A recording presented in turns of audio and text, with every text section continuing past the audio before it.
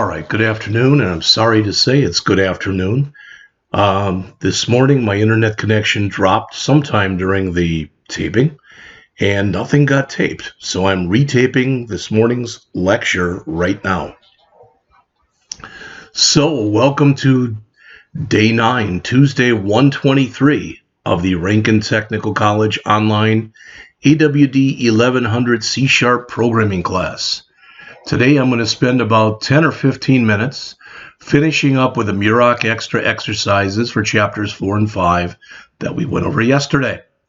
Then I will go over 5 of the 10 problems that you have been assigned for homework. All right, these problems will not be being saved as a GitHub repo. You are still to do all 10 problems. Tomorrow will be a lab day. All right, I'm changing this, all right, and I'm making it, instead of it having your homework due this Sunday, I'm going to push it out to next Wednesday, the 31st. Tomorrow will be a lab day. I'm not going to lecture. I'm going to actually grade all of your homeworks that have been turned in for chapters 1 to 3, and hopefully get those back to you tomorrow, or at least have the grades. Thursday, we'll have the chapters 4 and 5 pretest. I hope to have that pretest done this afternoon and sent out to you along with the email later today. You'll have until about 8 to 10 to work on the pretest, and then I'll do it from scratch from 10 to 12. Friday of this week, you will take C# hot number 2, the second C# hands-on test for chapters 4 and 5. Just like the last test, I will email it to you by 7 a.m. We'll go over it between 8:05 and 8:20, and the test will be due by midnight. Starting next Monday, we will begin going over chapters 6 and 7 of our text. So please remember, your completed Murach assignments for chapters 1 through 3 were already due. They were due last Sunday, the 21st. All right. Your completed Murach chapters 4 and 5 will be due. And I'm going to change this, like I said, to Wednesday, the 31st. And then finally, your test will be this Friday. All right. So with that said, let's just get to it. Now, what I brought up here, FYI, is what we were working on yesterday. And I'm going to show you a couple things, all right, such as, well, here's the first one we looked at yesterday. We built, okay? And this was that score, where you put in a score here that gets added to the total of all your score points. You add 1 to your score count, you divide your score total by your score count, and you get your average. There's not much I really want to say about this. The program worked okay.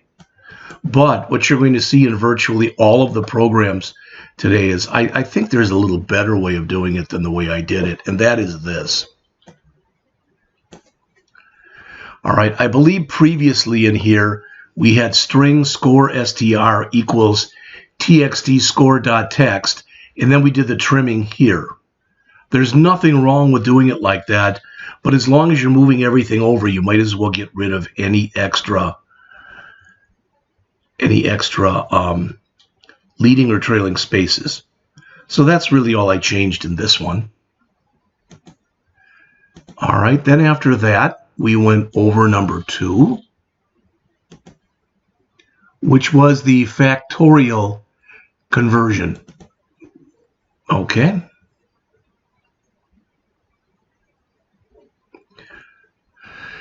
And what you'll notice is if I run it now, unlike the way I ran it yesterday,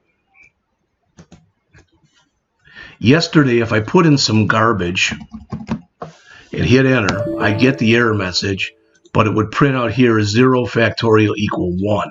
And if I put in a number that was too big, it would give me the error message, and it would say that number factorial equal 1. So how did I fix that?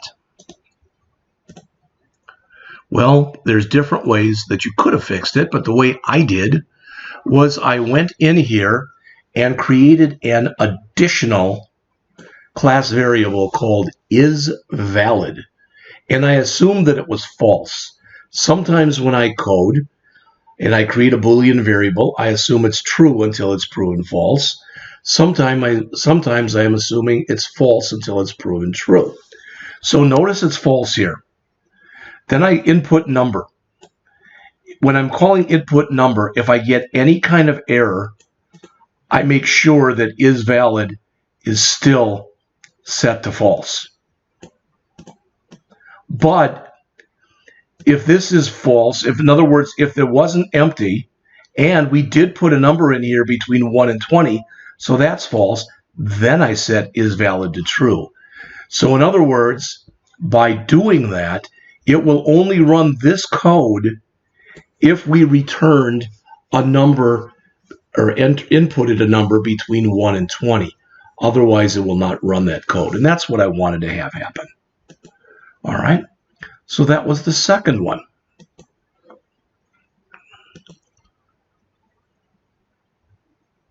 Next, we had this change calculator or change converter, whatever you want to call it. All right. And I did a similar thing to that one in that I again went over and created this thing called number string that I set equal to txt change_do.text.trim. Now, I could have just not done this. I could have taken this and put it in here and put it in here, etc. But that's really clunky and clumsy in my opinion, which is why I didn't do it. All right, so that's the third one.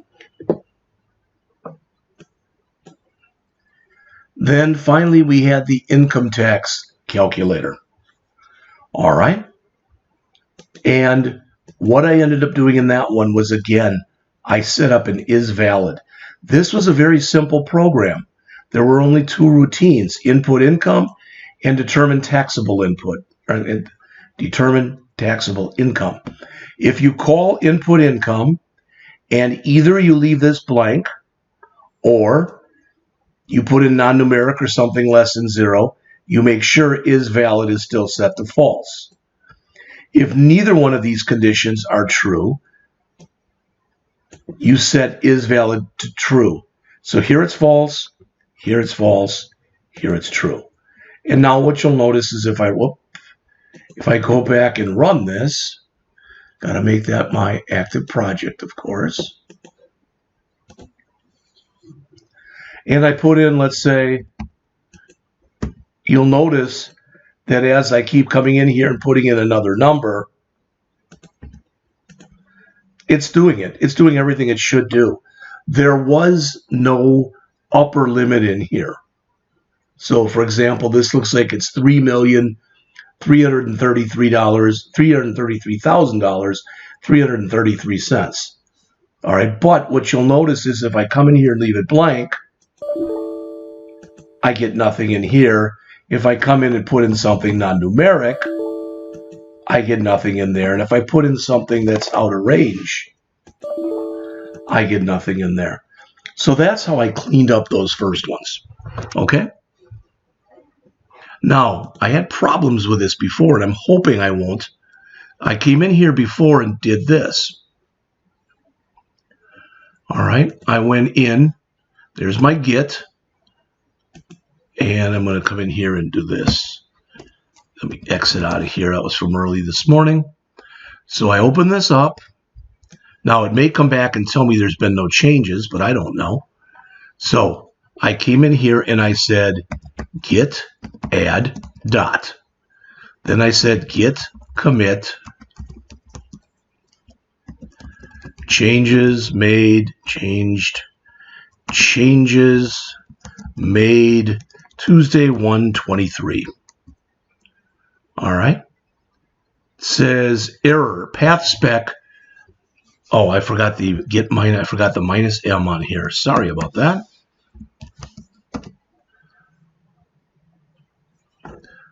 And you've got to put it in the right place. So it's get commit minus M.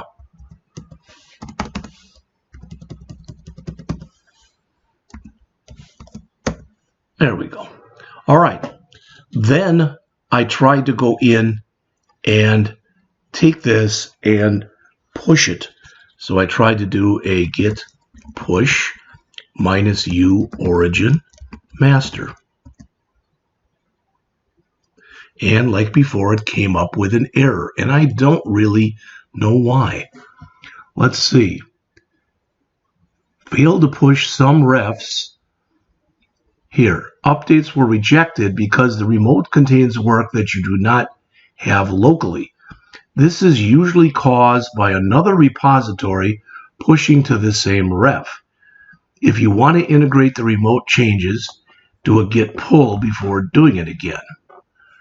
Oh, my goodness.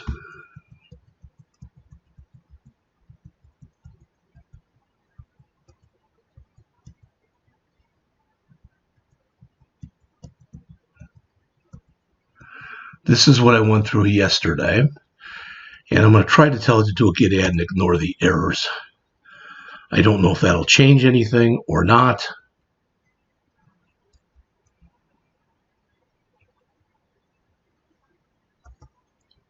Oops.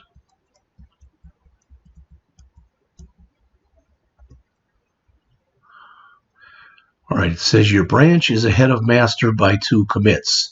Use git push to publish your local commits. Well, that's what I tried to do. And I get this. Son of a biscuit. All right, so this is what I'm going to try to do.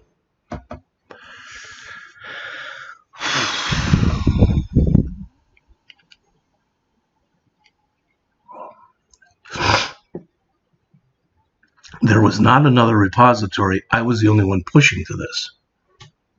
And use git pull before pushing again.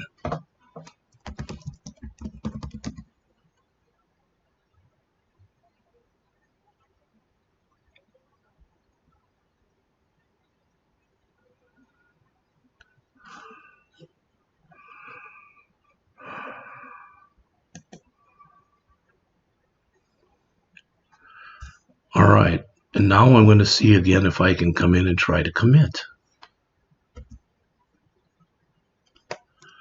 All right, I have no idea what just happened. So let's go out to GitHub.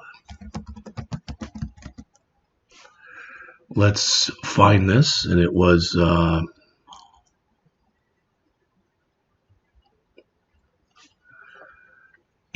called C# Practice 2,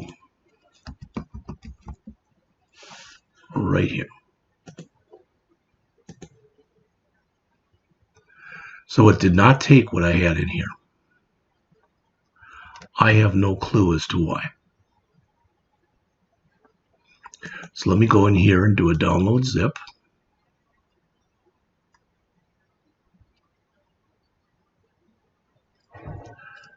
And I've got it right here.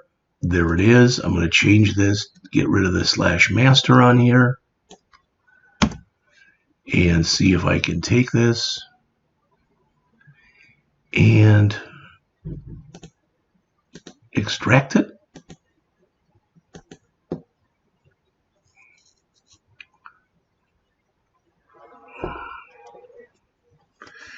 And I'll see if I can make my change to this copy and then push it back up. I don't know if that'll work or not.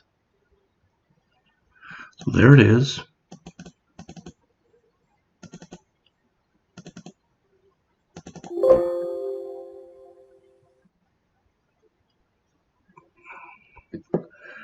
The changes are relatively simple, and that's the good news. It shouldn't take that long. So here was the first one.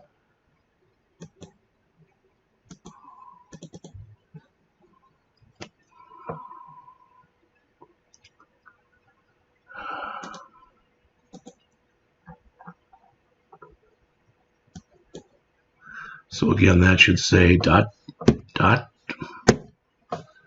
oh boy, dot trim, and I can get rid of it here. That's the first change. All right. Then next was the score calculator. Nope, that's what we just did was the score calculator. So next is the factorial program. We do have the is valid in here. Let's run it and make sure that it works.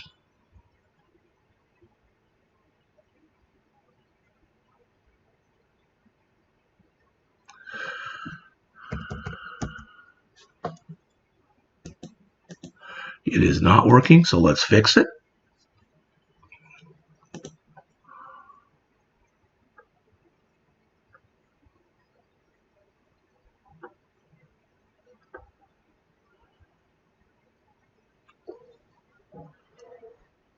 Well, that's interesting. It should have worked because it looks like all my changes are in here. So save all. And I don't know if I'm even running the right one. So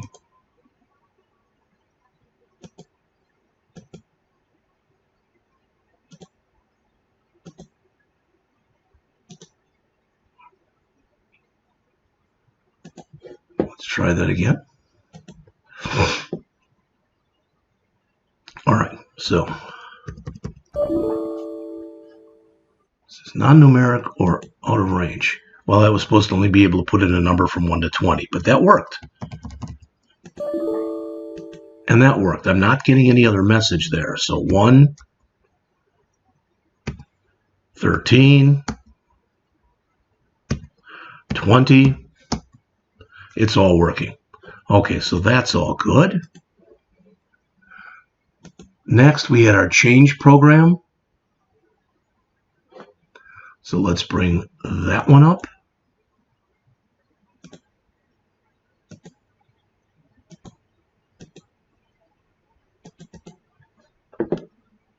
This was that change calculator.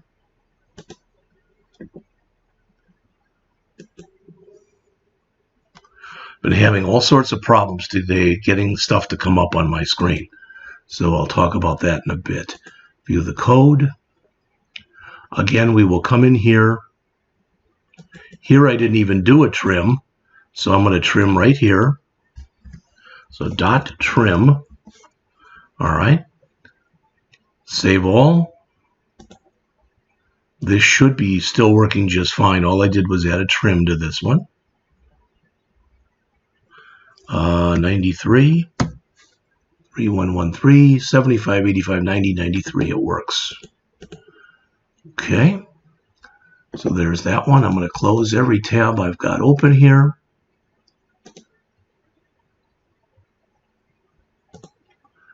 All right, and bring up the last one, which was the income tax calculator.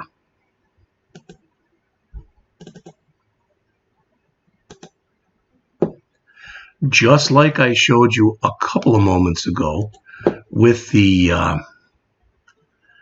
factorial program, I came in here and also in here added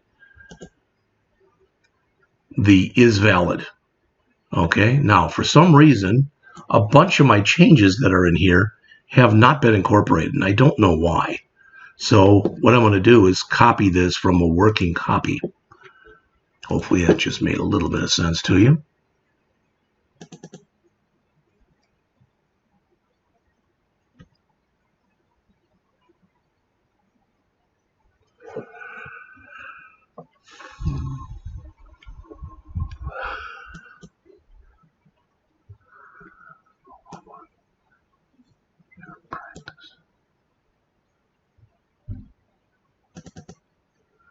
And I don't know if the one in here is a working copy or not, but we'll see.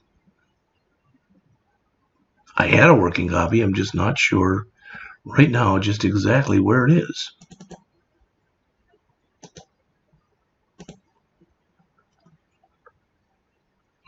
No, there's nothing in there.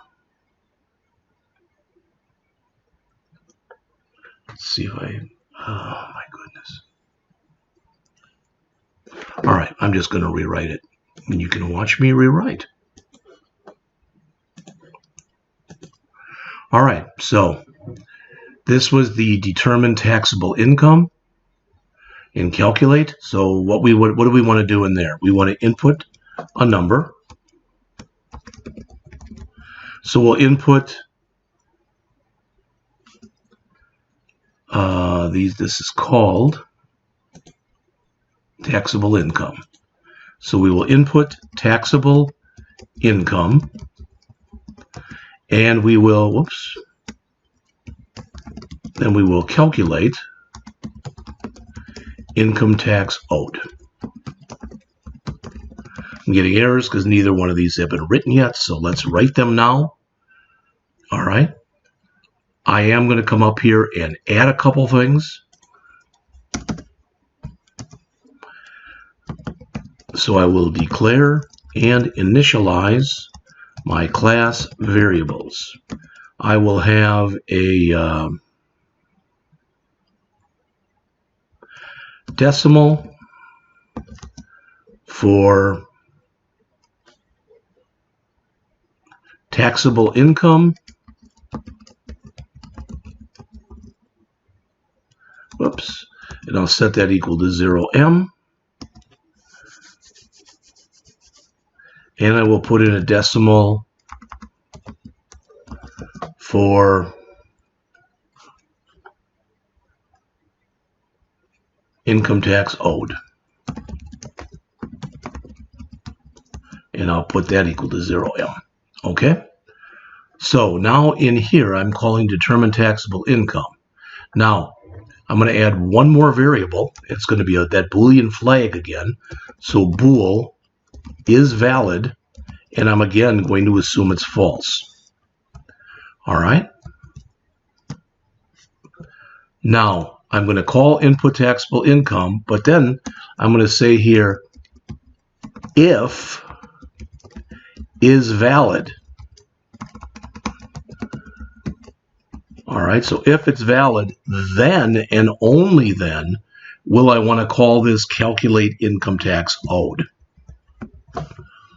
All right, so first let's write this input taxable income. All right, so here it is. Now, that's going to be what goes into this text box. This is, when we put that in and press this, it's going to convert the text and put it in that text box. All right. So what do we have to do? Very similar to what we have been doing. First thing I want to put in here is I'm going to call, let's see, income str equals txt taxable income dot text dot trim. Okay, and that's a string. Alrighty, so I'll also need a bool. It's called result. All right, so if income string is equal to nothing, there was no input put in there. So check for no input. If that's the case, and I have not come in here yet and written our show error message. So let's come in there and bring that in. All right. So if there's nothing in there, I will call show error message. Show error message. I will pass in for my message. Text box cannot be empty.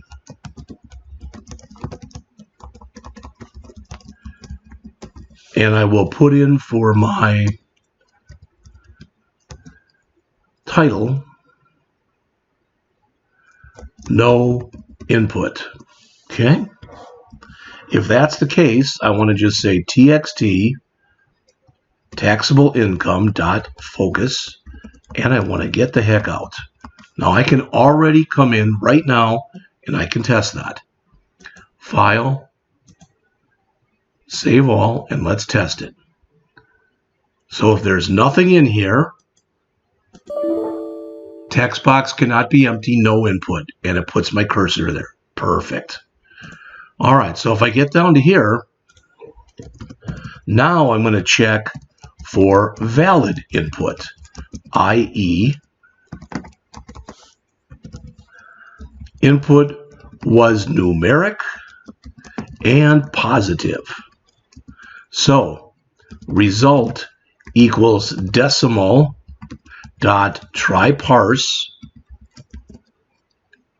of income string, and we'll put the results in taxable income.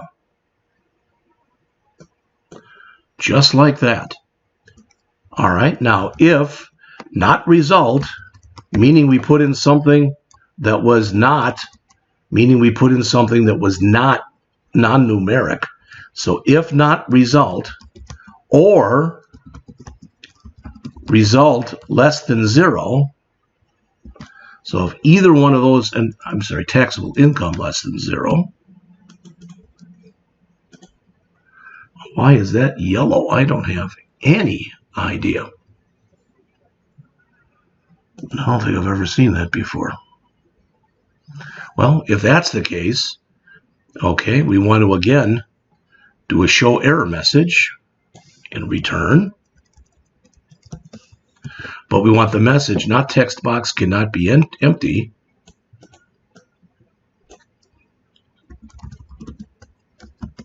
So text box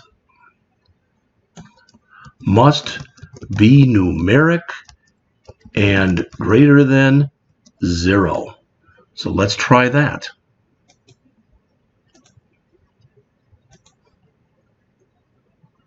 All right, so if I put in a negative number, must be numeric and greater than 0. Okay, I didn't say that it should be cleared. Let's try it again.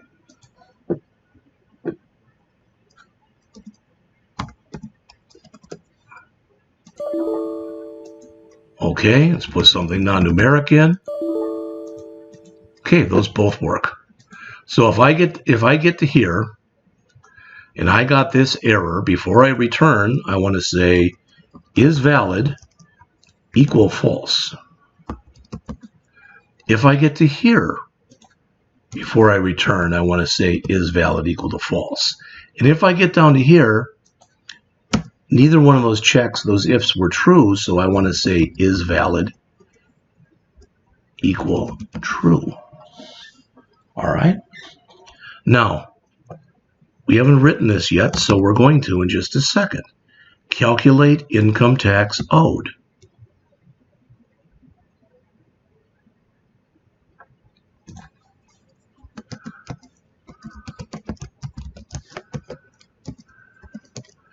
All right. Someplace in my mess, and I want to figure out where, because I don't want to type all this stuff in again.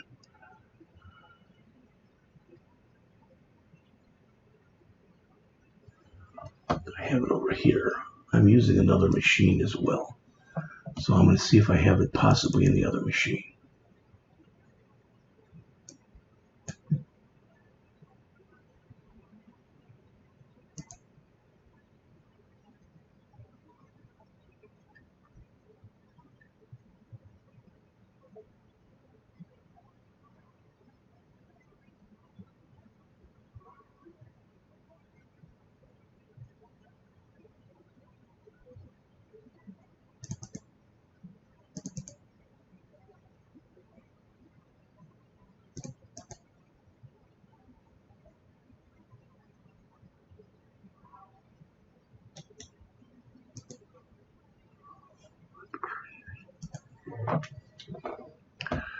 Oh, I don't want to do this. Somewhere in here in my mess, I do have son of a gun. All right. I don't think it's in this one, though.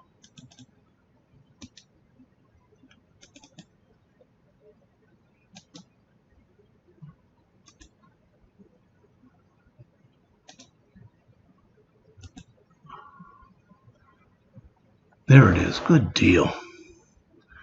All right. Thank you, man upstairs. All right. So let me take that, put it in here. There we go. Now I've got income. Okay, and that's got to be changed to, I think that's taxable income, or, well, that's fine. It is taxable income.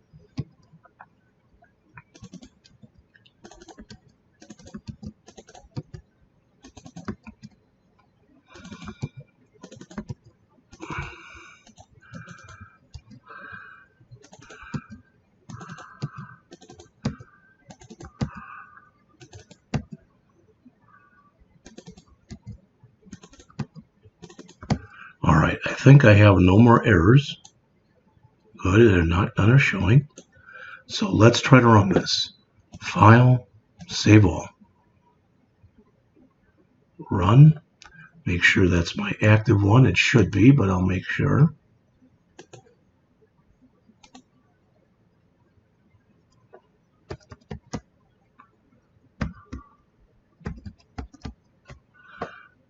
And they said to test it with 8700, which should be 870. And the other test value that we were supposed to use, okay, I'm going to put that comment in here as well.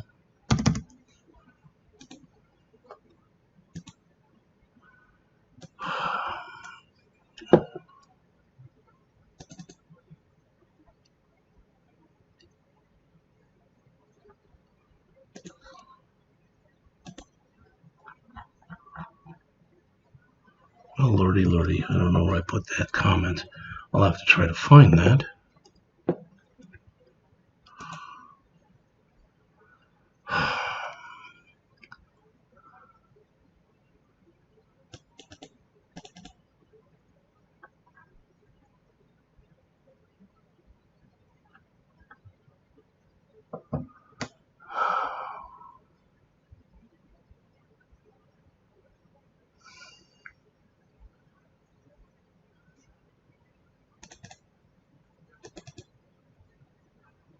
It's not in there.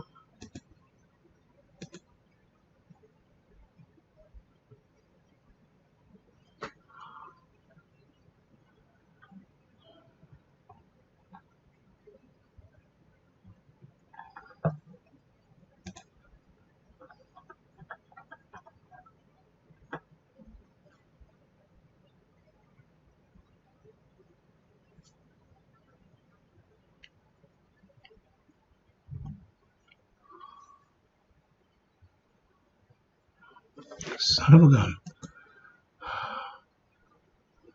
Well, I can always grab it, I guess. From here, I don't want to do this, but I'll do it anyway. And that's the wrong one. There it is. All right, calculate income tax.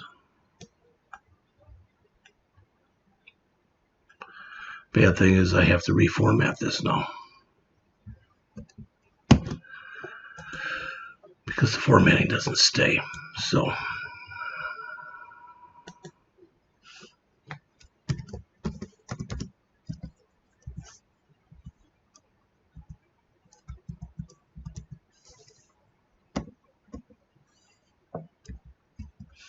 let's paste that in. All right, this exercise. Nested if statements.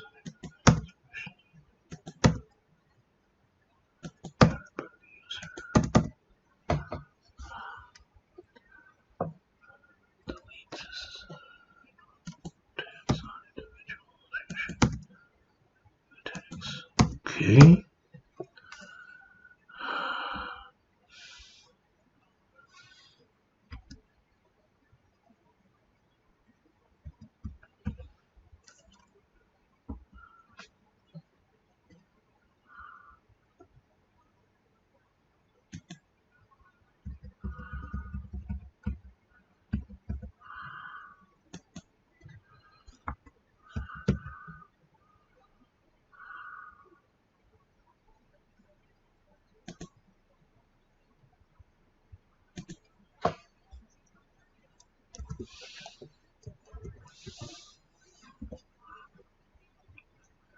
Well, let's look at, oh man, someplace in here.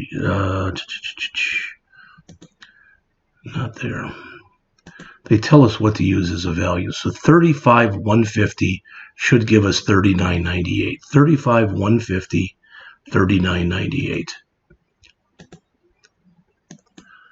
35,150, 39.98. So it's working. All right. I will go back in a little later, try to fix this up as far as how it's formatted. Okay. I'd like to go on though. So let me do a file, save all. I'll leave this open so I don't forget about it. And I'm going to create a new folder right now that's called homework. Okay, there it is. And I'm going to start up another session of Visual Studio. And I'm going to create a new project. And the ones I'm going to do in here are numbers 1, 4, 5, 6, and 9. So number 1 is a distance converter. So let's do that one. So I'm going to use the Windows Forms app for everything today because when I did these this morning, it took so long to load. It was incredible. So distance converter, and it will be saved on my desktop to a folder called homework. And this is going to be called homework as well.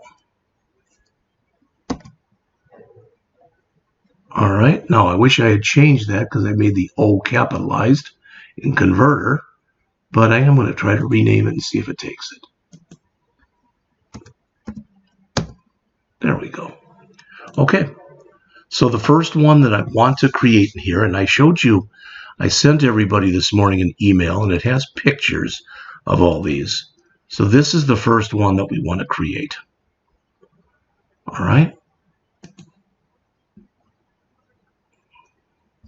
Now, when I did this, I wasn't sure if they wanted something in each of these, or there could be one in one and not in the other, etc. I wasn't sure at all what they were looking for in here. I just wasn't sure. So what I'll do is I'll show you how, indeed, I wrote this. All right.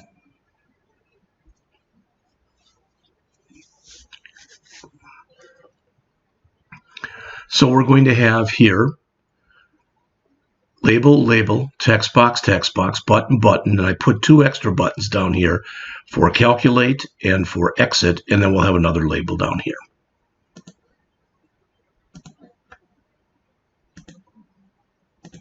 All right, so as always, I'm going to start by changing the name of my form to FRM Distance Converter.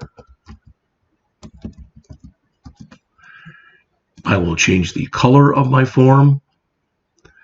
And let's just do something different. Let's start at the end here and work our way back. So we'll use that purplish color. All right.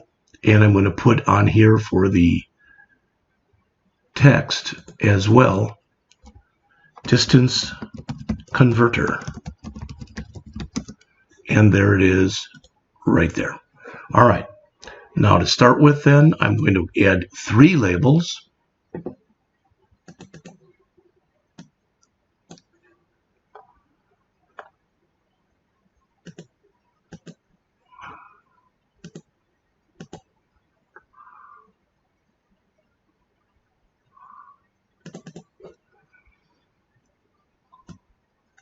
There's the first one.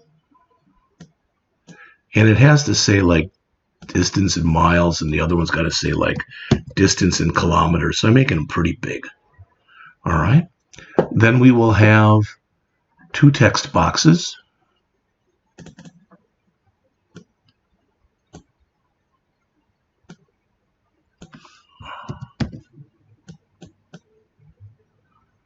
All right.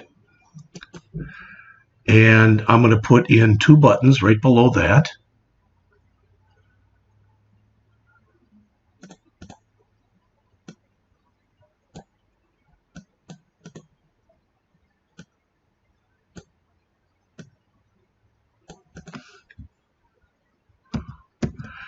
And then below that, I'm going to add 2 more buttons. And finally, one more label. And that, friends, is my interface. All right, I'm going to move this over just a little bit. That looks good. All right, and I'm going to change the size of my font.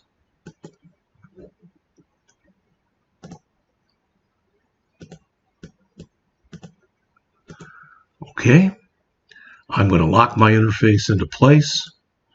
I'm going to take my two labels, or three labels, and I'm going to set them up so that your text aligned is in the center.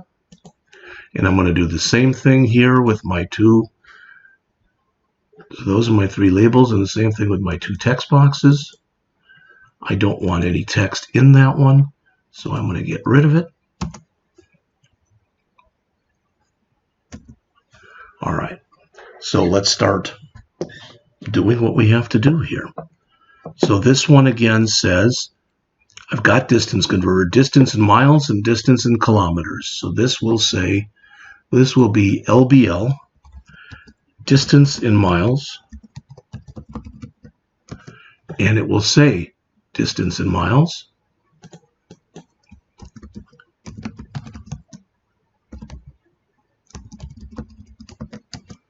All right, this will be TXT, distance in miles.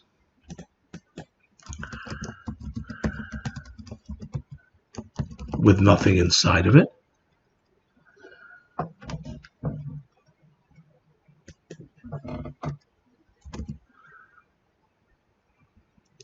This will be LBL,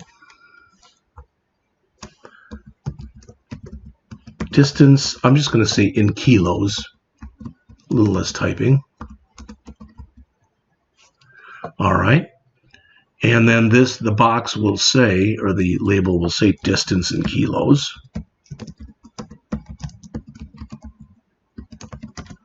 All right.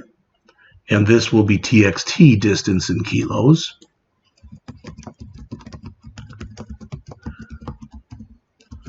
All right, now we've got our buttons. And according to what we have here, the first one is convert to km, and the second is convert to miles. So this will be BTN convert to km, and it'll say convert to km.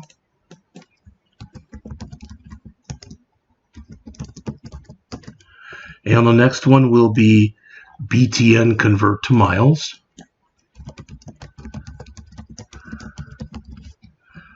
And it'll say convert to miles. Let's do this. Let's go to the km and let's underline or underscore by putting an ampersand before the K and by putting an ampersand before the M in miles. That way, if you want, you could, oops, wrong place. You could use shortcut keys.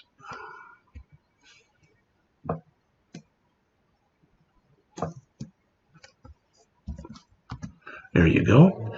This will be our clear.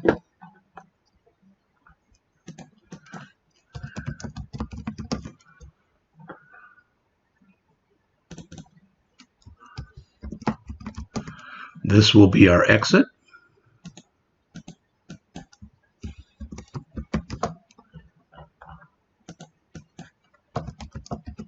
And I like to just call this one LBL result.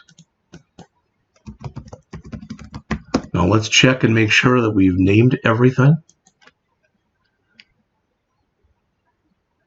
And it looks as though we have. All right, so come here. I am going to set my start position to center screen.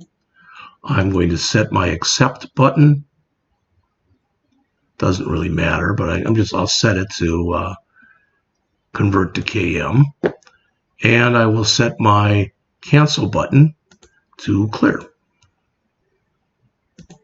All right, then let's set our tab order. It will be 0, 1, 2, 3, 4, 5, 6, 7, 8. Again, it will be 0, 1, 2, 3, 4, 5, 6, 7, 8.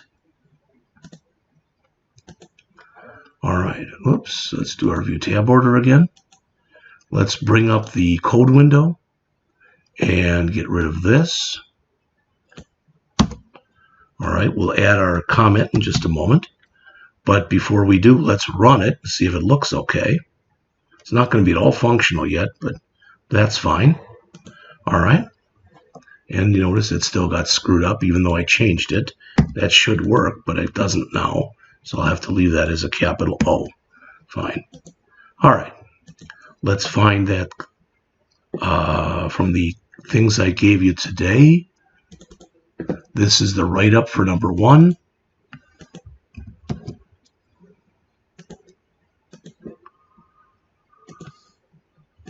So there it is.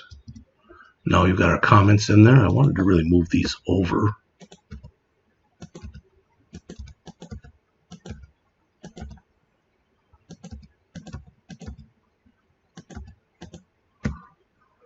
All right.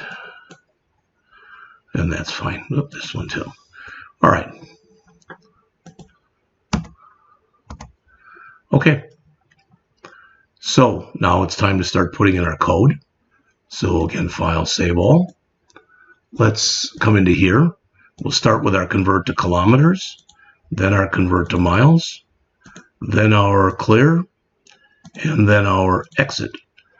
All right. First thing I'm going to do is I'm going to come down here and grab from what I had, that show error message. So that's in there. Now for our exit, it's the old exit program or not.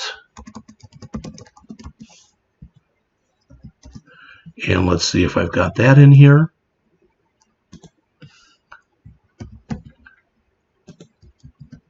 There that is. So those are both done. Clear will be clear form.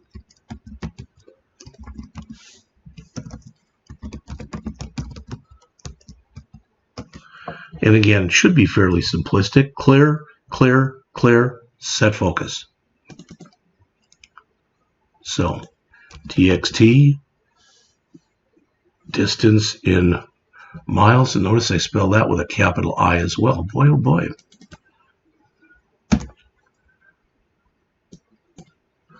Let's bring that back.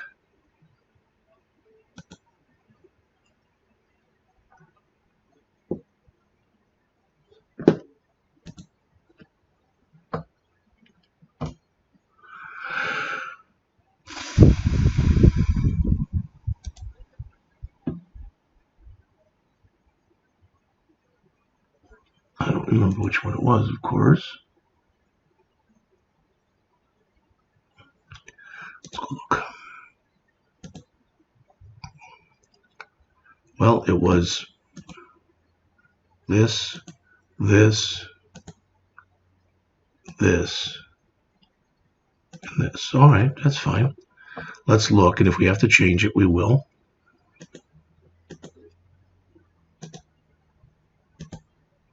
So txt, that's it. It's distance in kilos. That's wrong. So distance in miles dot text equals the empty string. Txt distance in kilos dot text equals the empty string.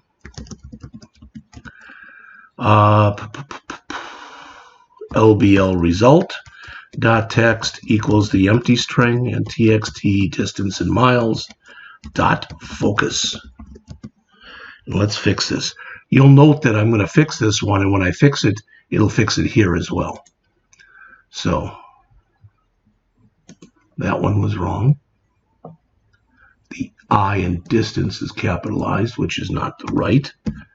So I hit enter. Now when I go back and look, it has changed it in here as well. All right, so this should all work right now, everything we've done so far.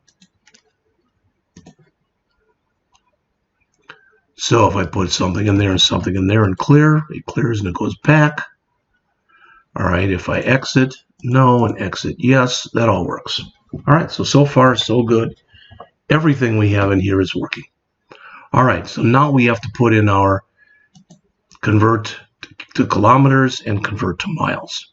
All right, but before we do that, let's come in here and let's declare and initialize a few 3 or 4 program constants. We move this over. and this, so we can see as much of the code window as possible.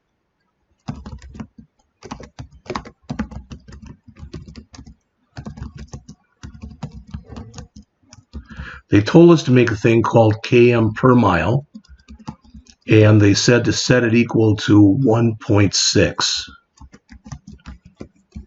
I also made another one that was called miles per km, and I had to look it up, and that was 0.621 m. Now, what's going to happen when we run this is it isn't going to be exact. And if you say, I don't know what you mean, you will understand, hopefully, in about 5 minutes.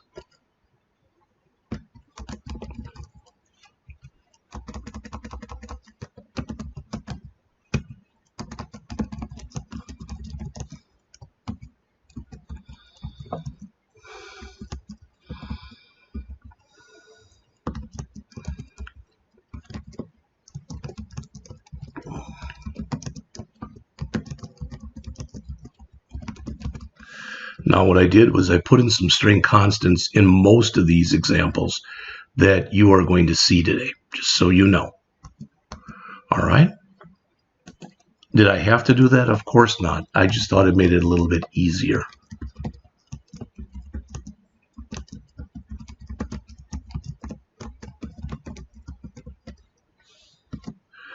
I'm going to move this one over as well. All right, so all that is now set up. I also want to declare and initialize two class variables.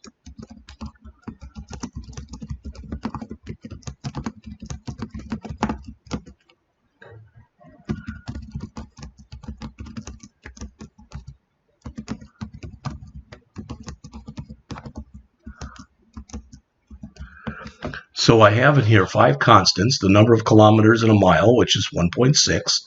I have another one for the number of miles in a kilometer, which is 621 thousandths.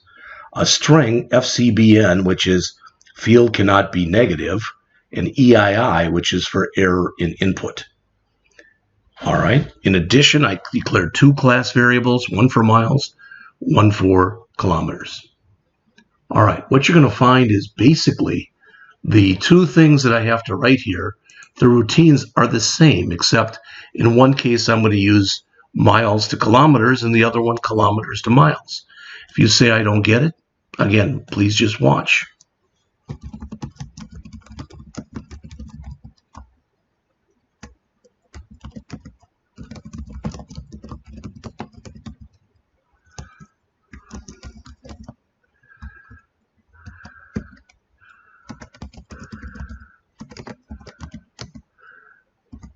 So first I will check for no input.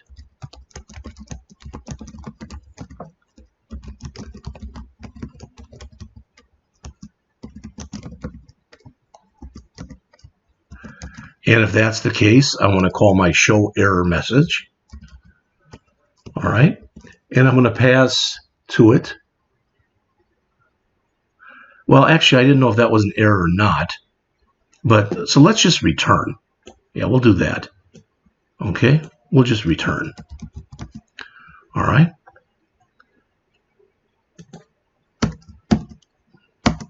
So here, validate the input, i.e., make sure the input is numeric and positive. All right. So result is equal to decimal dot try parse. We're going to do mile string and put it into miles just like it shows there. So the IntelliSense helped us. And if not result, meaning we put in something non-numeric, or miles is less than 0. All right. If either one of those are the case, then we're going to call our show error message. All right, we're going to pass in FCBN, that it couldn't be negative or whatever, it was invalid, and then EII. After we do that, we've got to say txt distance in miles dot text equals nothing, and set the focus there and get out. So now if there's nothing there at all, it should just return. Okay? And if we put something invalid in, we should be getting this. So let's check those both out. So if there's nothing, just return. If it's invalid, error in input, field must be numeric and not negative. Same thing. Okay, so that's all working. Alrighty. Now the only other thing to do here is do the calculation. So convert miles to kilometers. And we do that by saying kilos equal miles times kilometer per mile. Finally, all right, put value into text box. So txt, sorry, it's LBL result, equal. Now I put this when I use the string interpolation in here, I put it in parens. You do not have to do that, but I'm just used to using parens a lot. So this will be miles n2 miles equals kilos n2 kilometers.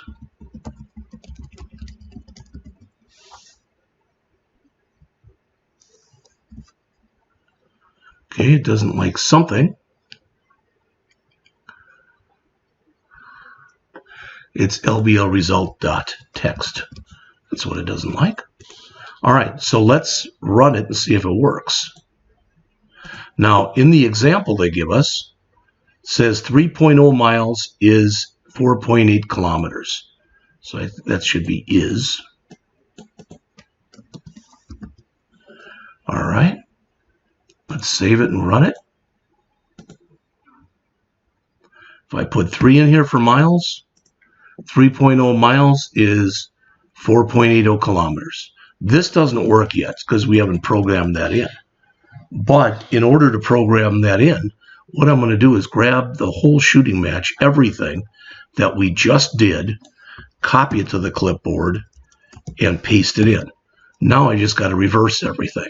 So instead of mile string, this is going to be, kilos, or kilo string is fine. And this is distance in kilos. This is again kilo string. Validate, make sure. So result decimal dot triparse kilometers, and we're going to put that into kilos. And again, if that or if kilos is less than 0, show our message, etc. Distance in, again, this has to be kilos, as does this. All right. Oops, that's got to be dot focus. All right, and finally this, I got to reverse the equation. So it's miles equal kilos times miles per kilometer. And then we put the results in here, and I'm just going to flip these. So I'm going to say kilos, kilometers,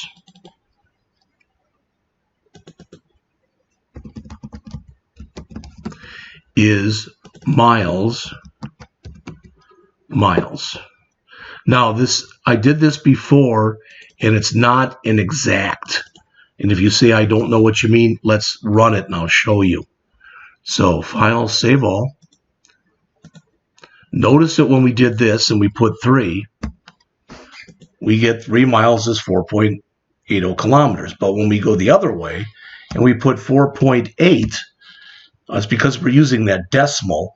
that was set to 0.621. I think that's why, because we get 4.8 kilometers is 2.98 miles. What if we put a 1 there?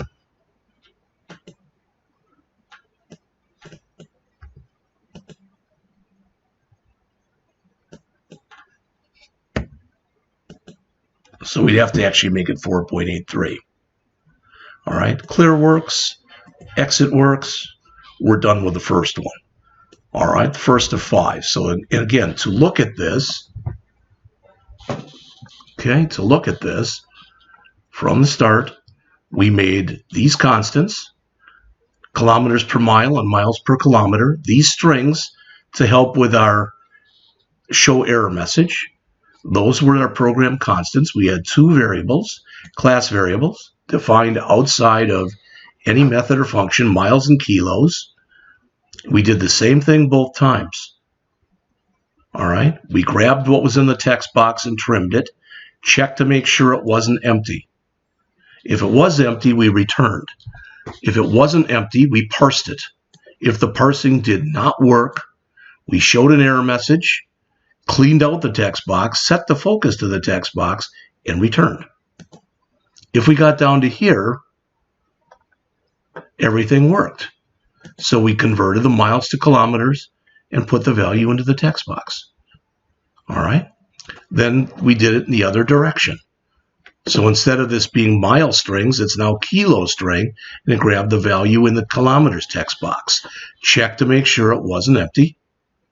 If it was empty, it just returned. Otherwise, attempt to parse it.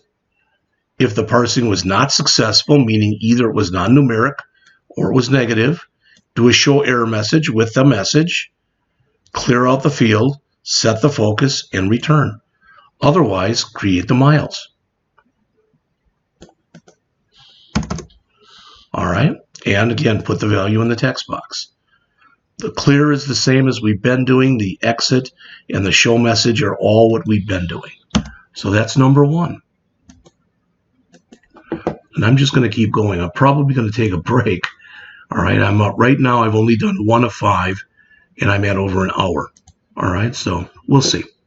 So File, Save All, and let's close both of these, and let's do the next one. So the next one we are going to do is number 4.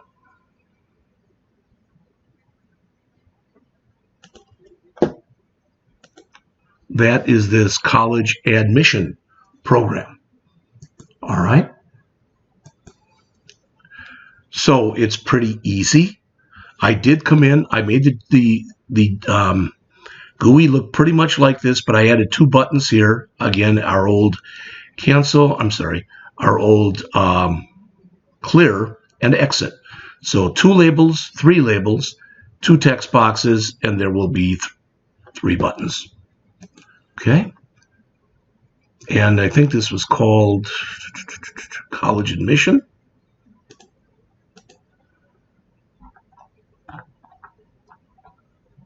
Yes, college admission.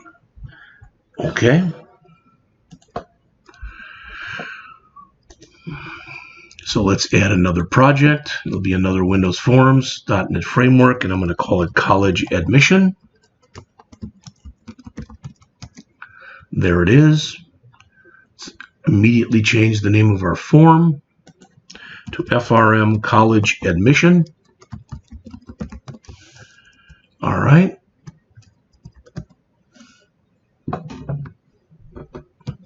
We are going to put the text in there to college admission. I'm going to change the color of the form.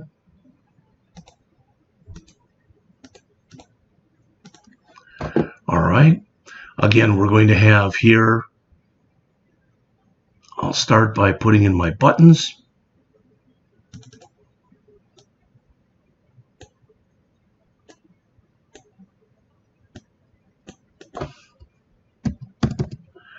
I do want 2 of them here and here. Move that one over because I'm going to put a label in there. All right, so I need 3 labels now.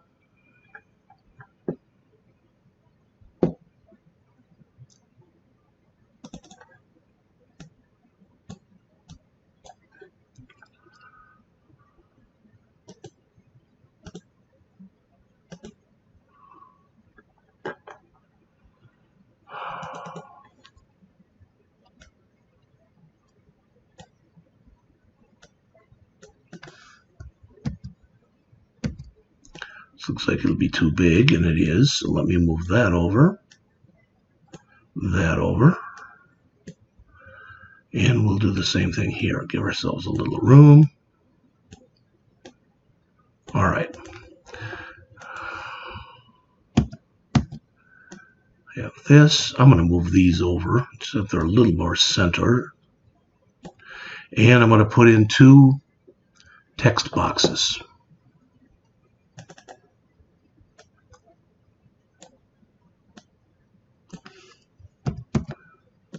So there is our GUI. All right. Did I miss anything? I don't think so. Yep, we got everything. This just looks like it should be, this should be moved up a little. And this should be moved down a little. That looks a little better. Let's change the size of our control text to 20, bold, and Arial. Okay, let's take our 3 labels and make them so they're aligned, text aligned centered. Do the same thing with the 2 text boxes. All right. This first one says GPA, so it's going to be called LBL GPA. And it'll have the text on it, GPA.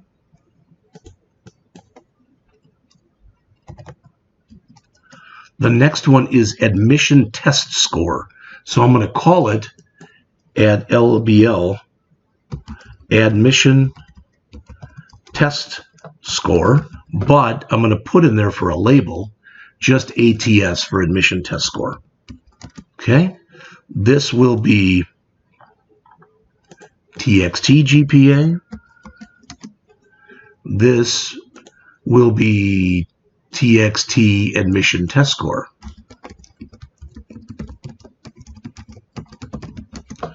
All right, our 3 buttons will be basically what we usually have, and that is the first one. Actually, we're going to call this BTN admit. All right, and we will put in there for text ampersand ADMIT for admit. This label here was going to be our, we'll call this one LBL accept or reject, because it's going to say one of those 2 words. And we want there to be no code, no text in there at all. This will be our clear button.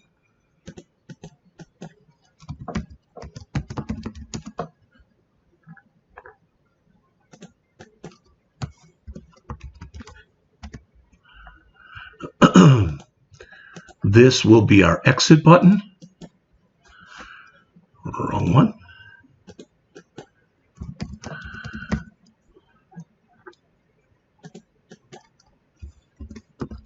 Again, I like to always go and take a quick look, make sure I've renamed everything. Looks like I have, so I'm going to lock my interface into place. Okay.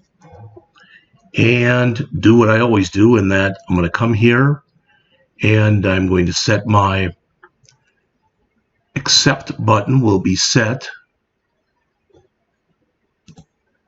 The accept button, try it again, will be set to BTN admit.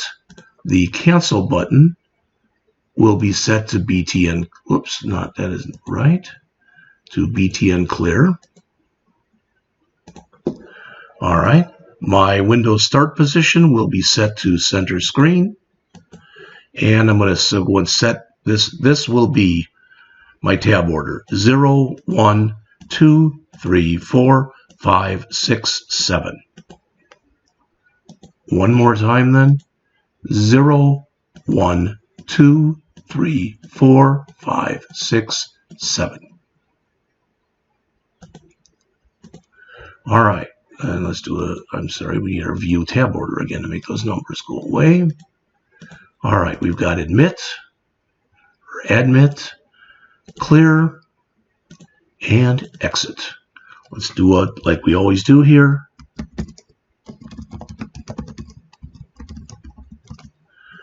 All right, let's bring that in.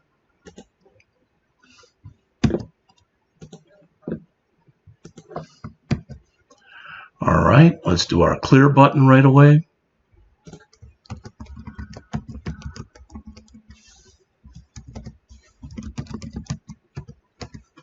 And what do we have in there? Clear, clear, clear, set focus.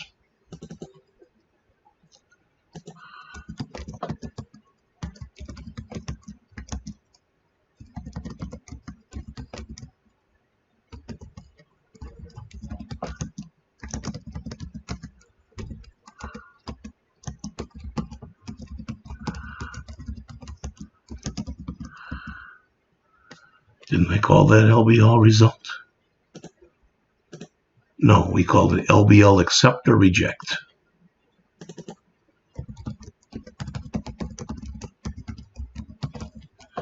All right, and then finally set our focus.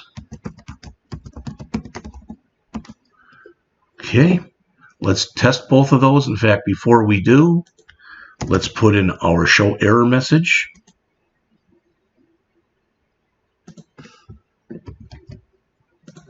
And then we will test them.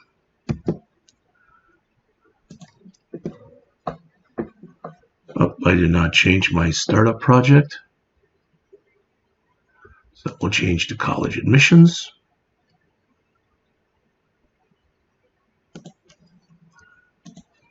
Now it's not working yet. The admit doesn't do anything, but I should be able to come in here and in here, clear, that worked, exit, no, exit, yes.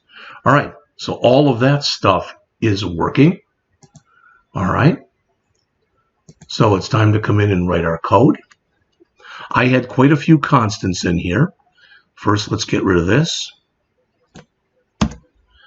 And let's add, did I do that before with the other one?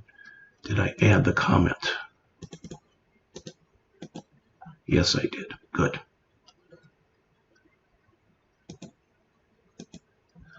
All right. So this is, again, this one. So let's bring in the comment, which is in here. No, that's 4 is what I want.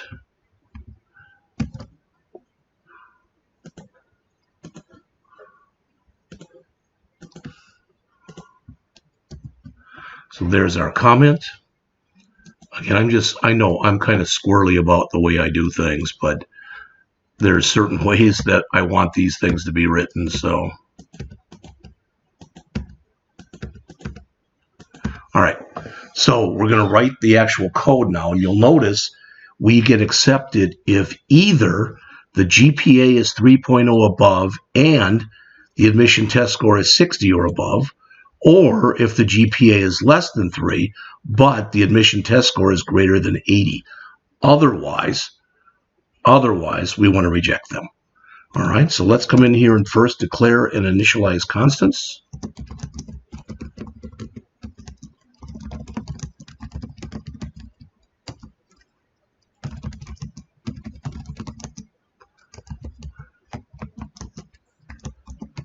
They didn't say this, but I put in like minimums for the GPA.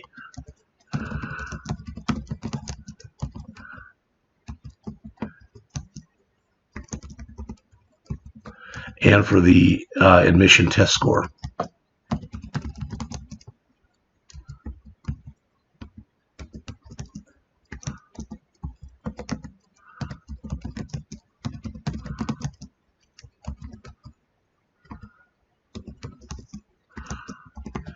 And for GPA, that should be 4.0. All right, and this should be an int because we weren't told in there that this was a non-integer value. So let me get rid of that m, put a semicolon there, and let's line these things up a little bit. All right.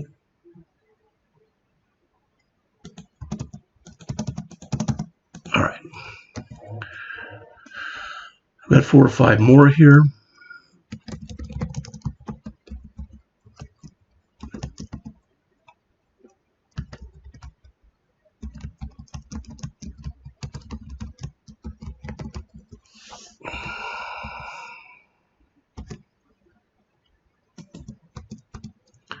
So that's for missing or invalid input.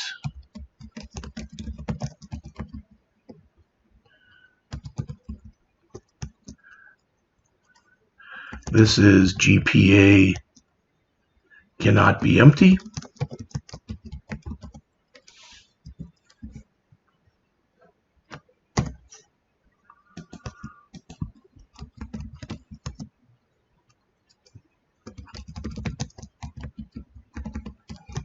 This is GPA out of range.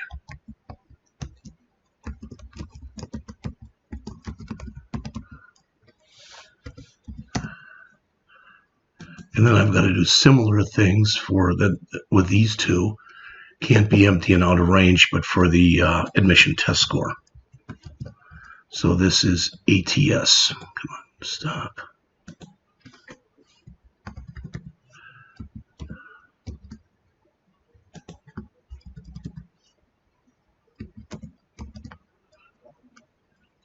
And I just said here, admin test score cannot be empty, and admin test score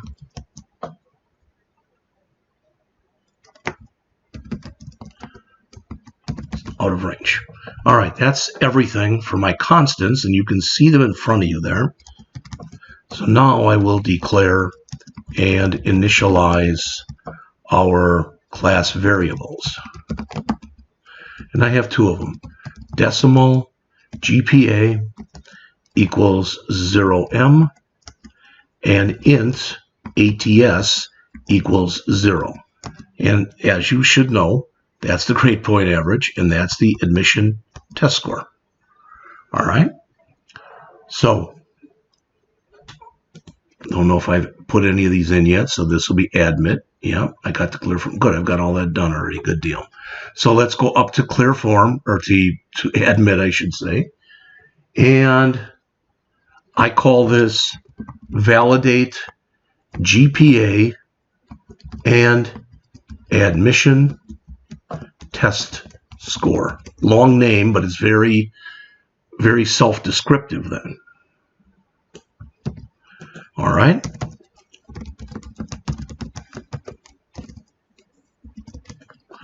All right, and I'm going to do the same thing again for both of these.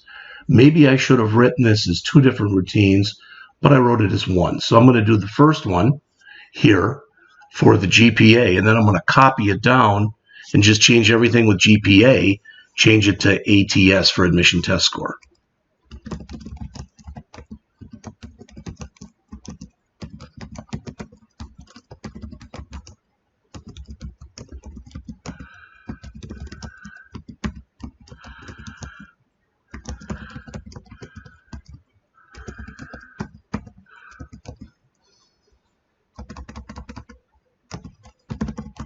Again, this will be our bool result, because later we'll want to convert the GPA to do a decimal.try parse, and for the admission test score, an int.try parse. So validate that GPA is not empty. Here, if either of these fields are missing, it is an error. So did we put in our error routine? Yes, we did. So if GPA str equal nothing, meaning it is empty, then we do want to show error message.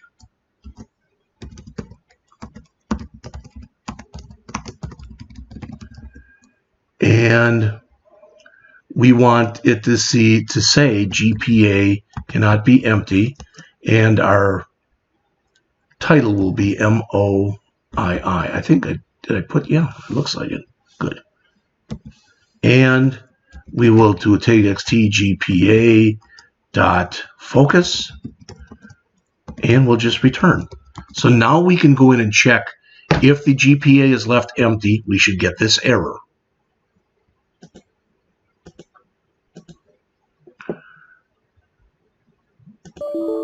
GPA cannot be empty, missing, or invalid input.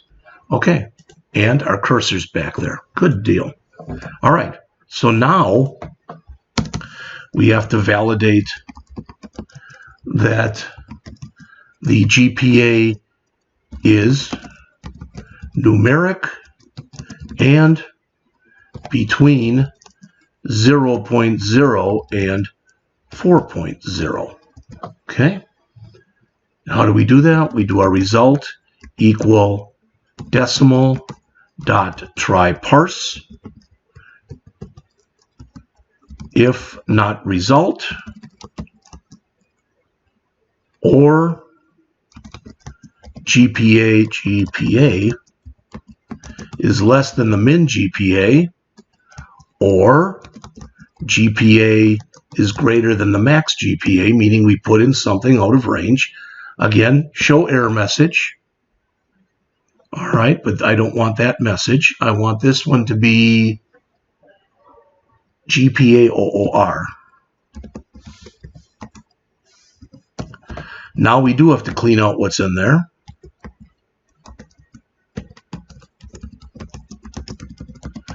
We do have to set the focus. And we can return. So now we can check that one. All right, now we can check that one. So File, Save All. So if we put in something that's non-numeric, out of range, missing, or invalid input, okay. If we put something that's out of range, that's all working. Now this one should be not doing anything right now. All right, just that one. So what I'm going to do is I'm going to copy every bit of this from where it says validate that the GPA is not empty. Every bit, copy it to the clipboard, then come down to the bottom here, paste it in. Now we have to validate that the admission test score is not empty. So that's ATS. And so is that. And that's TXT admission test score. And now we have to validate that the ATS is numeric and between 0 and 100.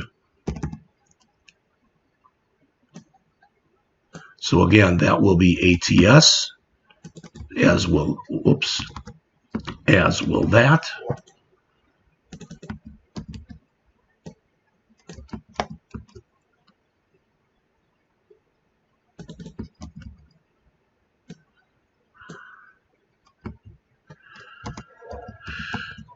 Okay, did I not call it ATS? I thought I did. ATS, int ATS.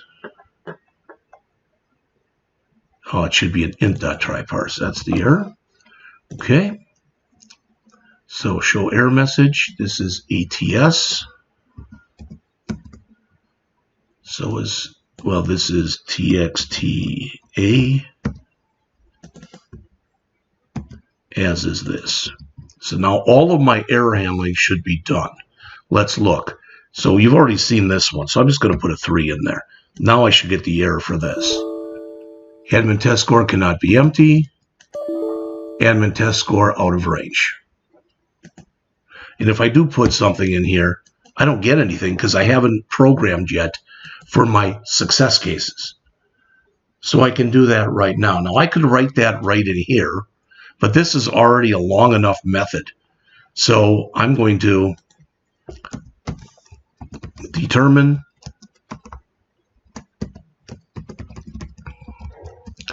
accept or reject. I'll put it right below here.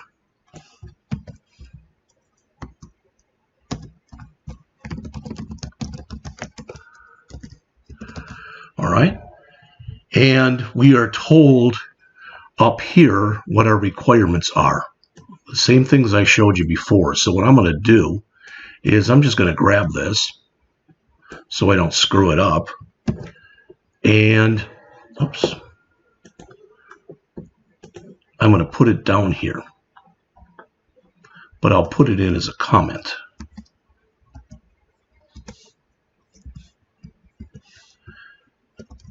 And I'll paste that in, okay?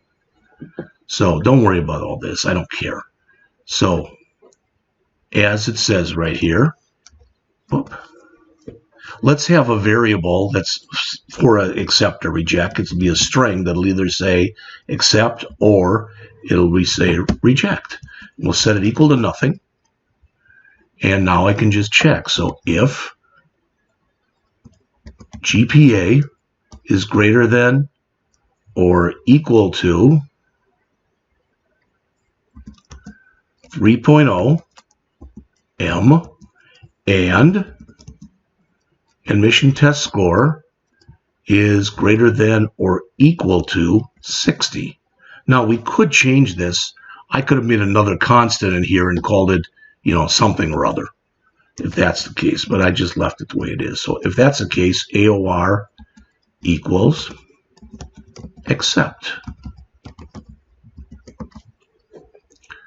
All right. Else if GPA is less than 3, M, 0.0 M, and the ATS is greater than or equal to 80.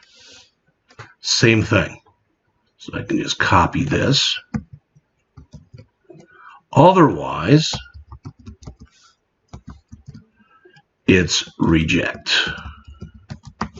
Now, just so you know, I could have taken this and put it in with this one as a very complex condition. I just thought this read better, so I'm leaving it the way it is. All right, now I need to say LBL accept or reject dot text equals AOR. Let's see if it works.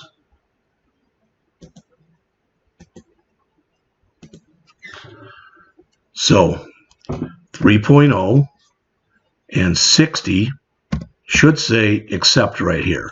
If I go down from 60 to 59, it should say reject. And that's all working. Here, if I'm less, 2.9, all right, and this is 60, still reject. That's good. But if it's 2.9 and I get an 80 or above, well, 90, I guess, but it was 80 or above, that should accept. Okay, clear? Okay, everything appears to be working in here. So that's the second one. All right, we came in here, we created our constants, minimum GPA, maximum GPA, minimum admission test score, maximum admission test score, and then a bunch of string constants. And I pretty much made them acronym or acronymish. All right, then we had our class variables, a decimal for the GPA and an integer for the admission test score. Then I validated both of them in the same routine. Not the best way to do it, because it's pretty long, but I did anyway.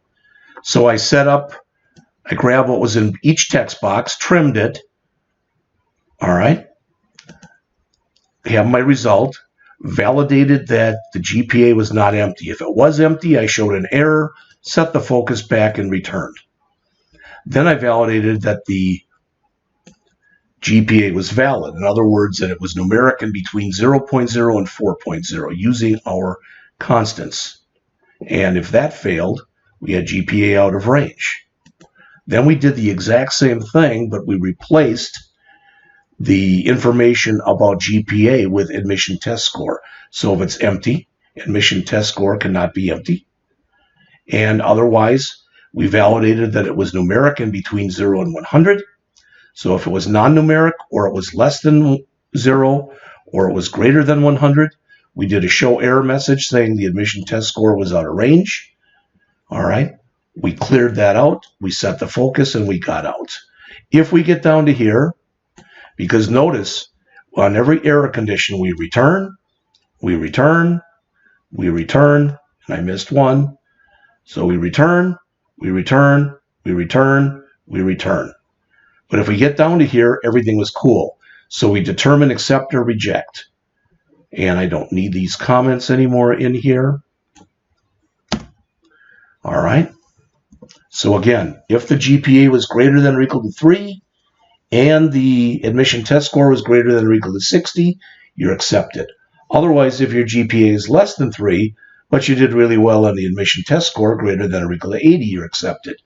If neither one of those conditions are true, you're rejected. Now we just write that out. All right. So that is the second one. All right. Next, we are going to do the thing on hurricanes and wind speed. So again, let me do a file save all here.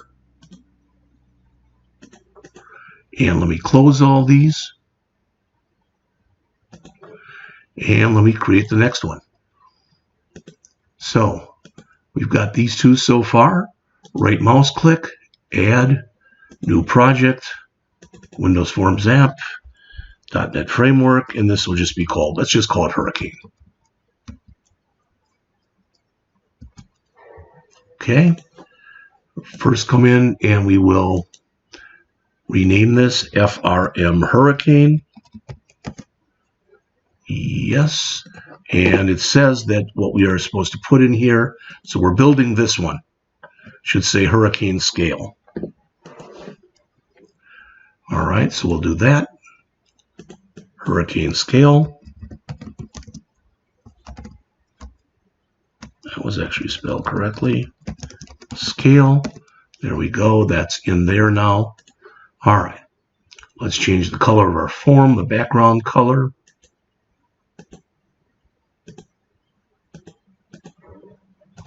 All right.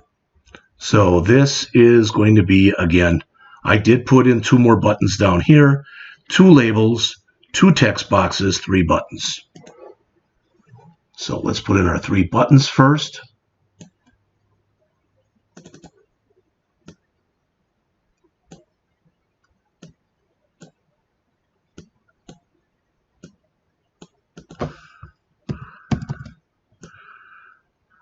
All right. Let's put in our label here and here.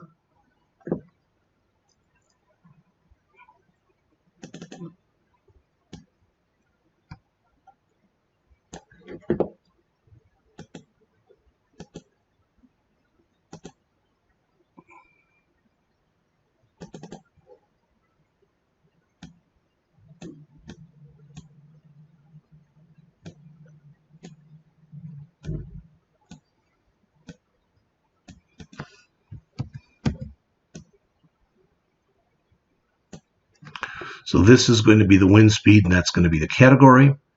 And then we need our text boxes.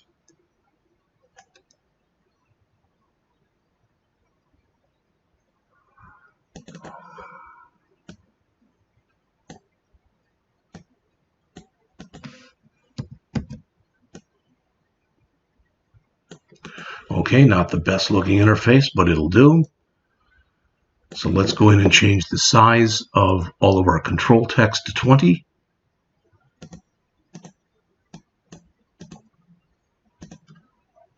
All right, let's take our labels here and make them so they are centered. Do the same with our text boxes.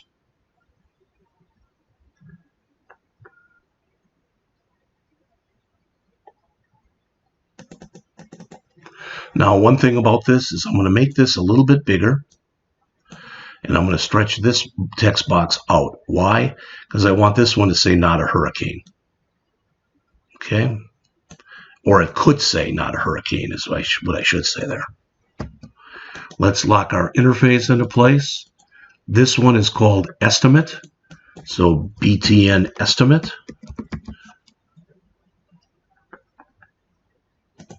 Let's put an ampersand before the E. All right, and then we will have our good old clear and exit buttons.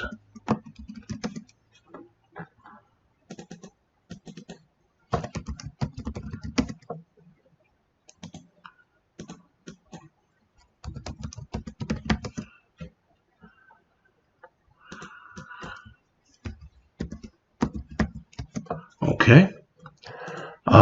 This will be let's make sure. I think this is wind speed and category, but I don't remember for sure. Yep. So this will be LBL wind speed.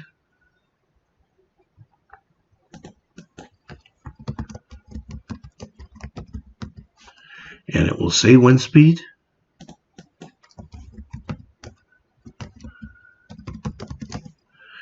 This will be LBL category.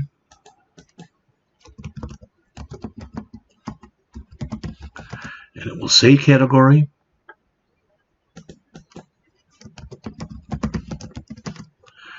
This will be TXT wind speed.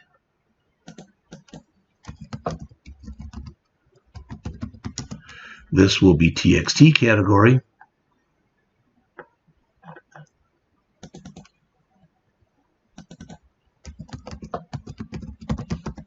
As always, let's make sure we've renamed everything. And we have. So this will be our estimate or estimate button. This will be our clear button. This will be our exit button. All right.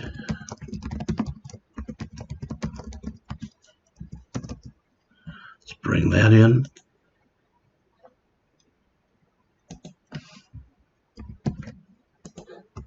While we're at it, I guess, let's bring in our show error message.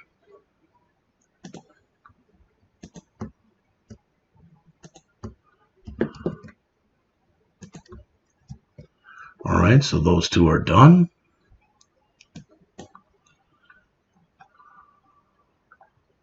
Or that one is done. Now let's do our clear form.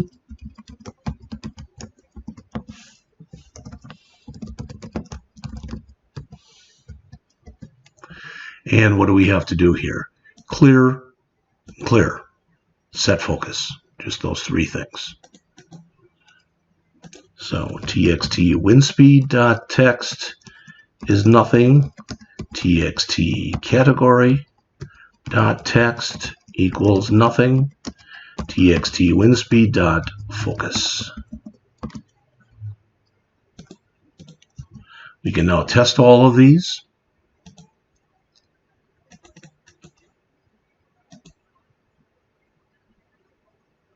Oh, didn't change that. Let's do that.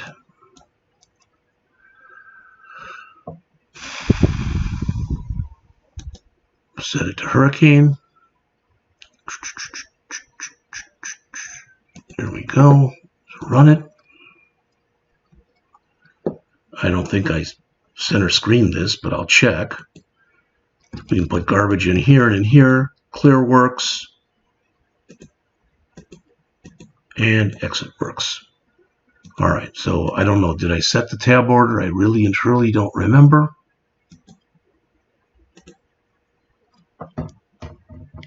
Nope. So 0, 1, 2, 3, 4, 5, 6. Another view tab order. Couple more things. Windows start position should be center screen. Accept button should be BTN estimate.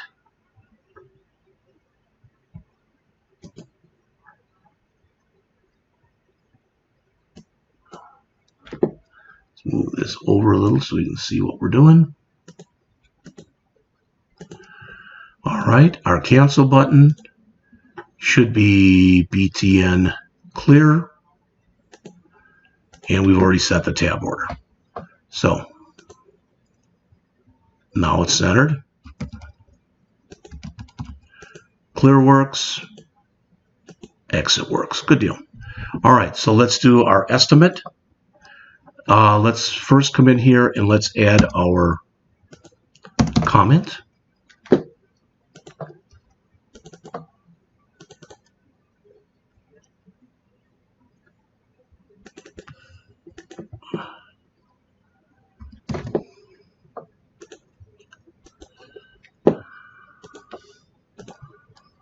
There's that. Okay, that's looking the way I want it to look. Now for our estimate, before we do that, let's put in some constants and a couple class variables. So declare and initialize program constants.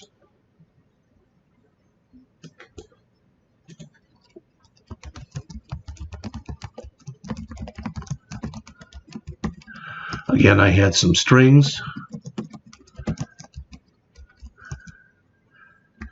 NWSI is no wind speed input. WSCBN, that's a string, so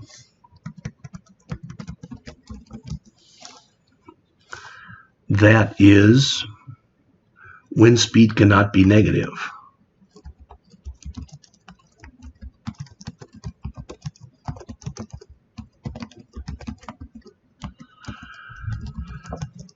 EII is error in input.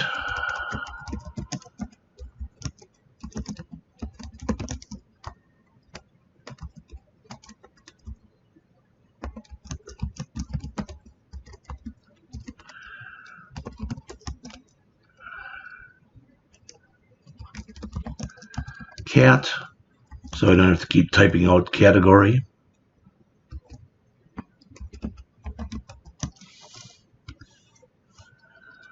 All right.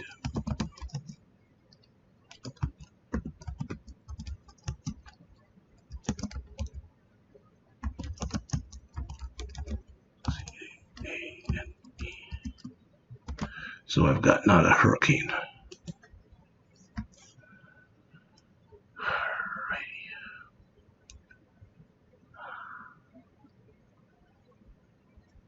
That should be a string.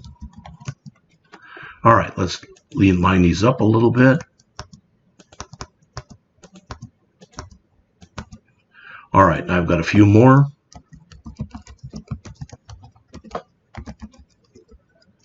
Category 1 is 74 miles an hour. Category 2, in fact, let's just copy this. I'll get rid of that one. So category 1 is 74, category 2 is 96. Category 3 is 111.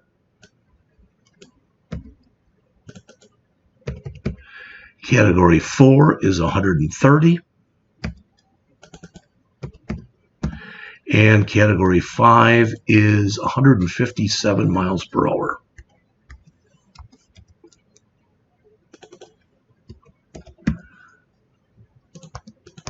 Okay, that's all done. So now let's declare and initialize two class variables, and those will be for our wind speed and our category. So declare and initialize class variables. Int wind speed equals 0, string category equals empty string.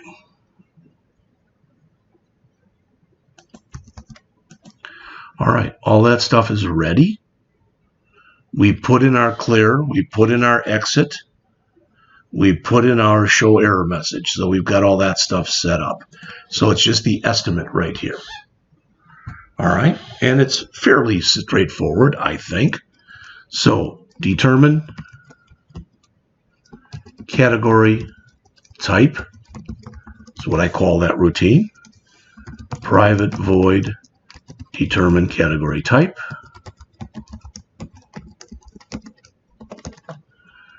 All right, bool result.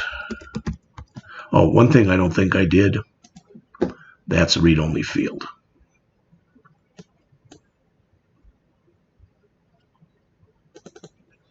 Okay.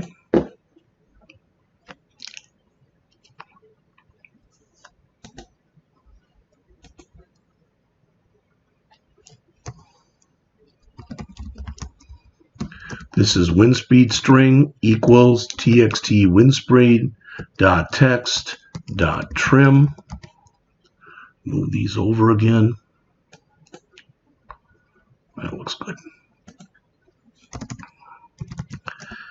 So check for no input. If the wind speed string is equal to the empty string, there was no input, which is an error. So we will show error message.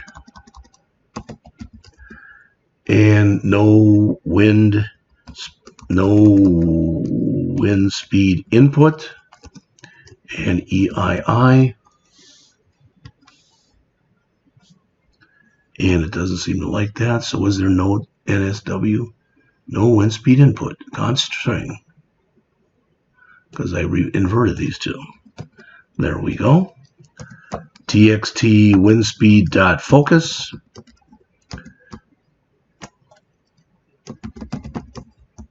And return. All right. So this is validate that wind speed input is both numeric and positive.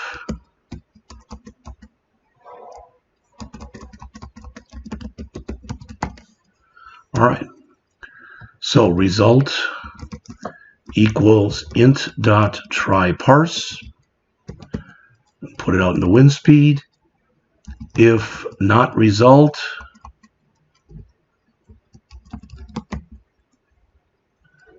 give me a yellow again. I still don't know why it does that. If not result, or wind speed is less than 0, we again want to do pretty much all this stuff and then add one thing to it. So not no wind speed, no. This is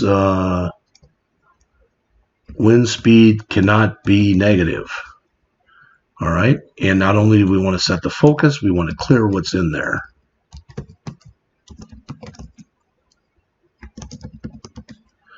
All right. Now we have to determine the category type. So this says determine category type, but we're really not doing this. This is really validating the wind speed. So let's change the name of this to validate wind speed. And we'll make the same one there. All right, now we can call, if we get down to here, now we can call the category type. All right, so that was determine category type.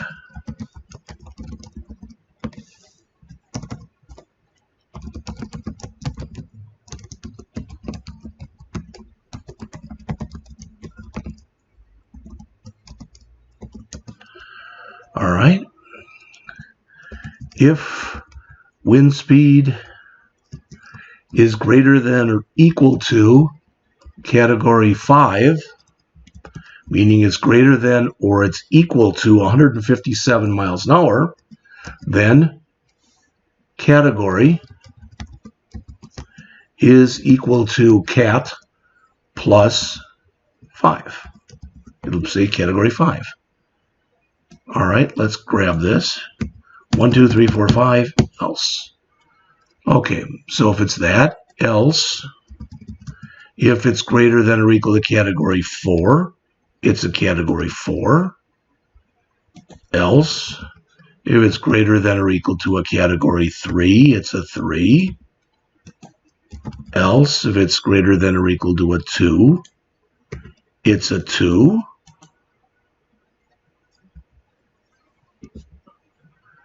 Else,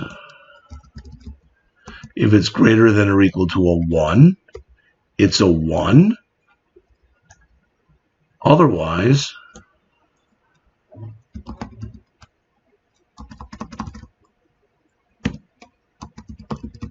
it's not a hurricane.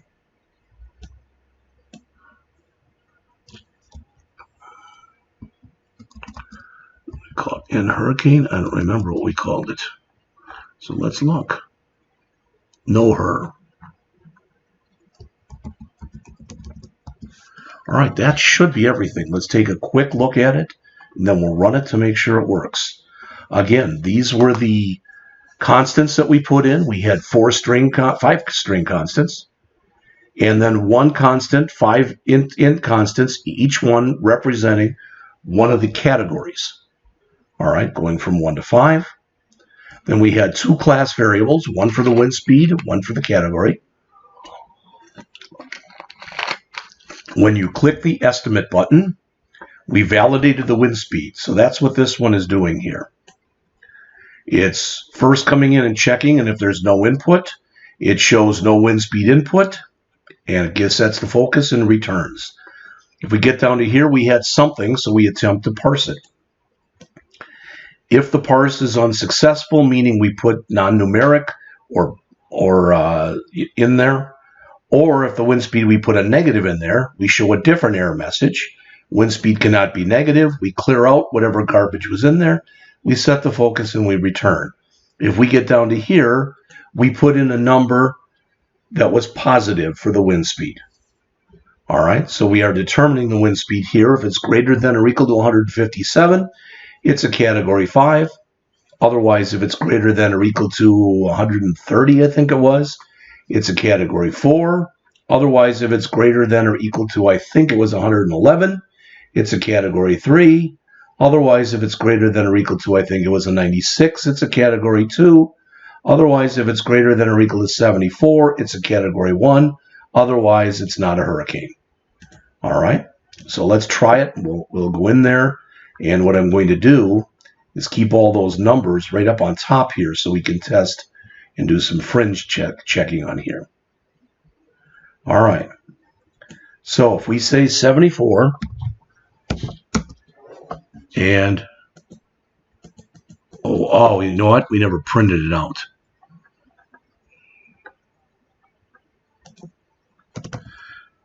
LBL category. No, it's not LBL. TXT category dot text equal category. There we go. That should do it. We'll see. So 74, it's a category 1. 73, it's not a hurricane. All right. 96, 95, it's a category 1. 96, it's a category 2. 110, it's a category 2. 111, it's a category 3. 129, it's a category 3. 130, it's a category 4. 156, still a category 4. 157, it's a category 5. So as far as I can tell, everything in here is working. So we now have got 3 of them done. All right. Now, I've been going without stopping, not like it's a big thing, but for just about 2 hours. So when I come back, I'm going to take a very quick break. And when I come back, I will do the next one. In fact, let's get the next one started. The next one, I believe, is our rock, paper, scissors. So let's again add new project. We'll call it what it is, rock, paper, scissors. All right, let's go in. This one I'm going to make a little bit bigger. You'll see why when we get to that point. Let's change the name of the form to, okay.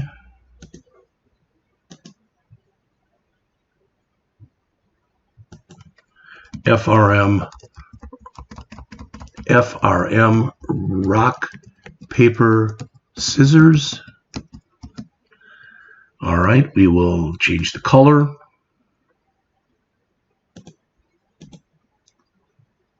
I think it's time now for green. In fact, I'm going to make this yellow, and you'll know why in a bit. Okay, I'll make that yellow. And we're going to put in here for the form text. We'll just put rock, paper, scissors. There that is. Okay.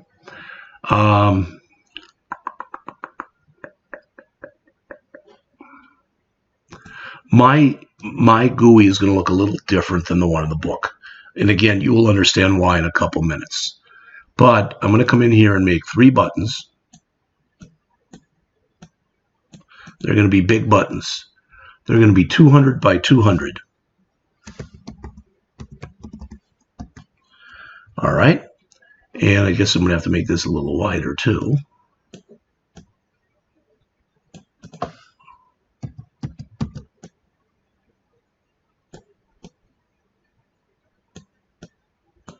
All right, so there's my buttons. I'm going to have a big label up here.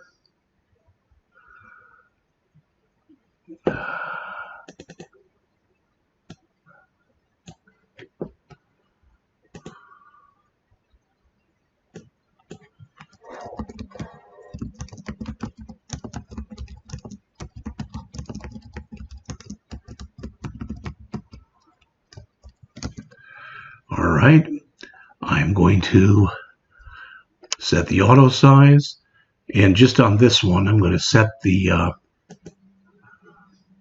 type. Usually we have it at 20. I'm going to make this 28 and bold. All right.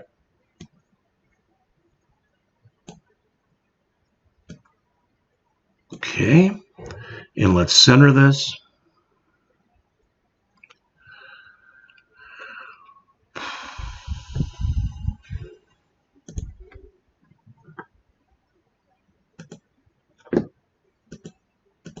Okay, and I'm making that a transparent label, as you can see.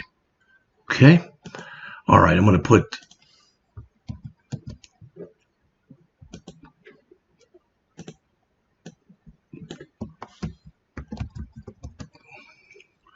cut this way the hay down. Okay, that's going to be rock. That is going to be paper.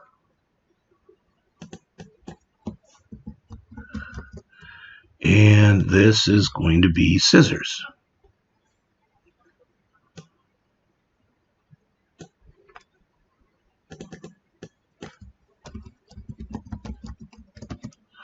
All right, now let's make this button will be BTN rock. And it's not going to have any text in it because we're going to put a picture of rock for rock, paper, scissors in there ourselves. This will be paper.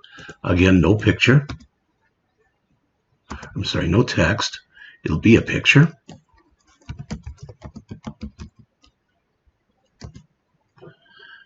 And same thing with this one. So this will be BTN scissors.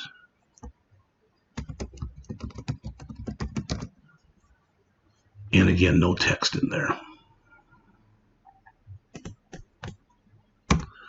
All right. So we got that, we got that, we got that, that. We didn't make those labels. So this will be LBL rock. This will be LBL paper.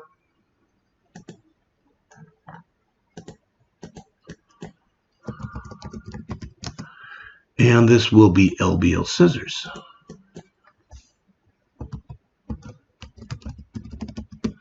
All right, now I'm going to just grab any one of these and I'm going to bring it down here.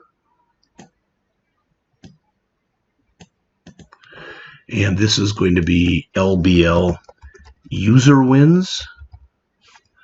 So how many times the user playing won. In fact, let's do the computer first. So computer wins. All right, and I'm going to make that LBL computer wins, not user wins.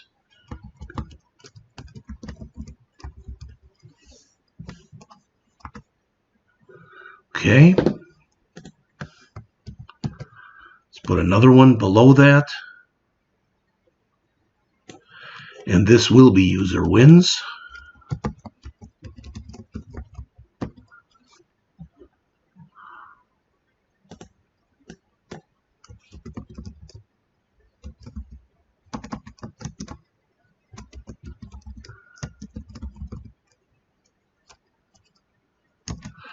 And one more.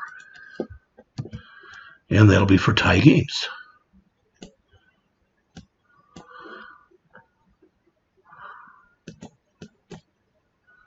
I don't know what happened there, but let's get to that again.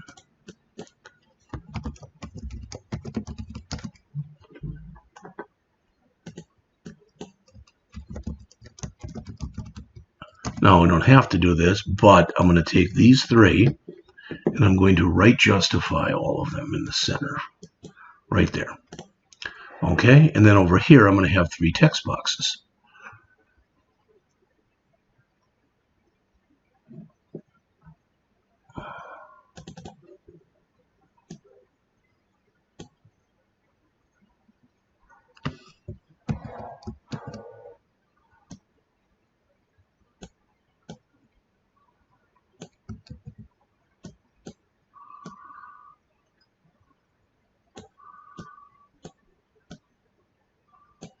All right, I'm going to make these bigger text boxes, a little bit bigger like we did some of the stuff before, and that is I'm going to make them 28.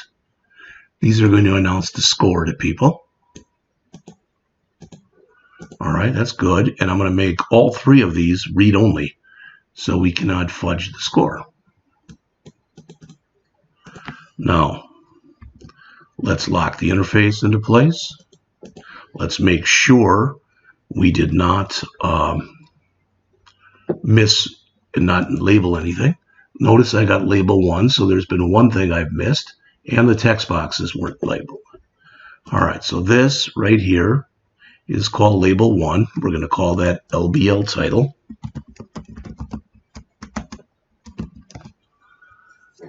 This should be TXT computer wins.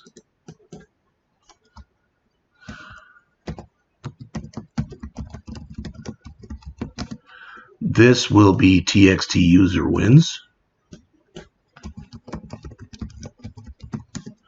And this will be TXT tie games. All right, now let's check one more time. And everything has been now labeled. All right, now this is going to be a little different in that we're not going to have a cancel button. We're not going to have an accept button, but we will center it on the screen.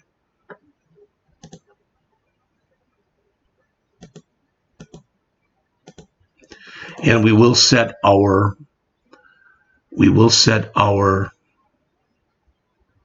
tab border. It'll be 0, 1, 2, 3, 4, 5, 6, 7, 8, 9, 10, 11, 12.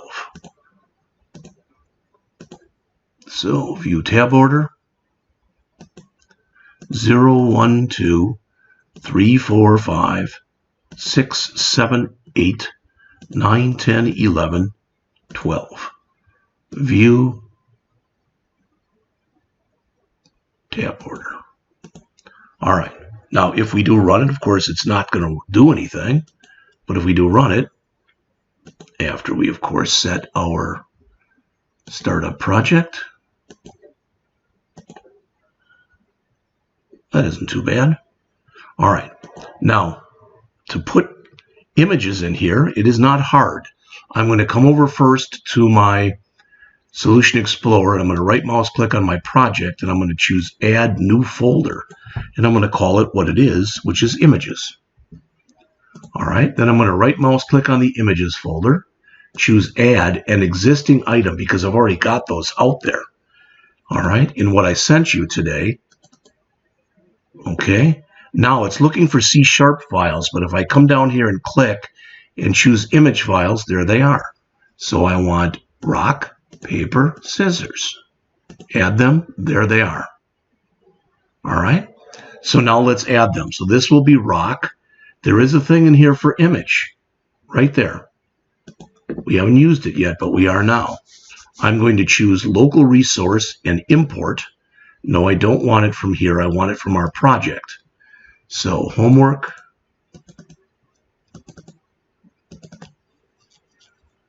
Rock, paper, scissors, images, rock.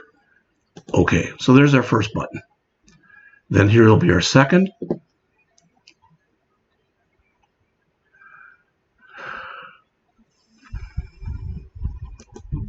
Now it's smart enough that when we come back in here, it's going to remember. Oh, I thought it would. It will. I just hit the wrong button. So when we go to local resource and import, it knows now where we are, that we're in our homework thing. So this is paper. And we'll do the same thing with scissors.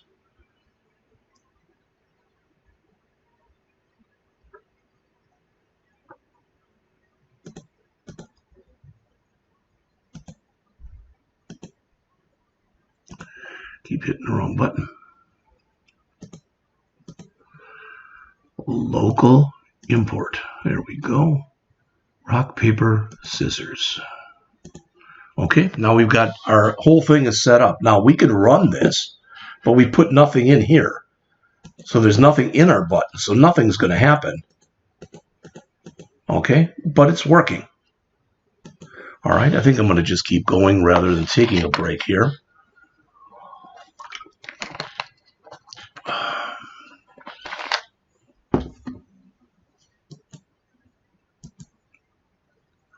All right, did I bring in the... No, I did not. So let's bring in the documentation.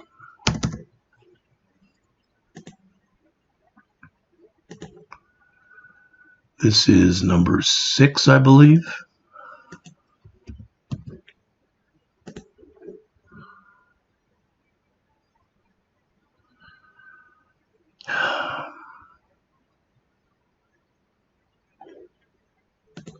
Let's bring that in. Okay, we've got that. Now, a couple things about this. Oops. Doggone it. All right, let me go back. Tools, import and export settings, reset everything. No, I don't want to save that. C#, finish.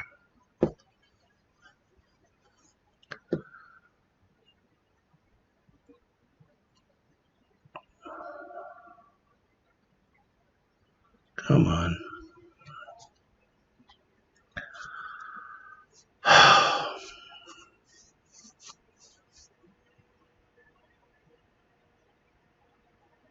Good golly.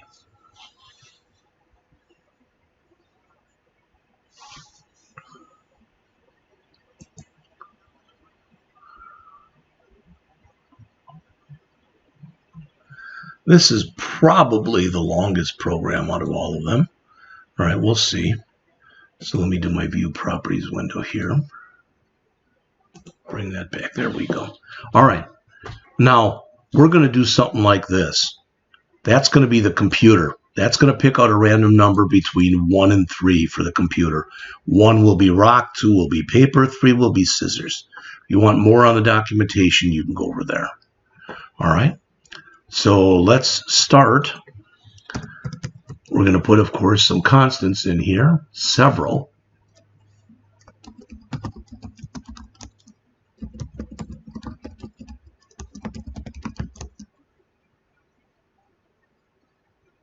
I think there's about a dozen of them.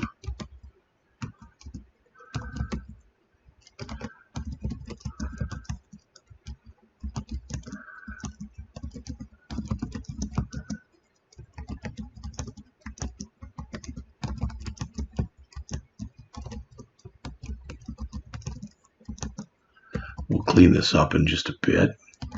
Then remember what can happen when you work in here. The rest are all strings. All right, and this is PCR, and it stands for paper covers rock. We've got SCP, which is scissors cuts paper.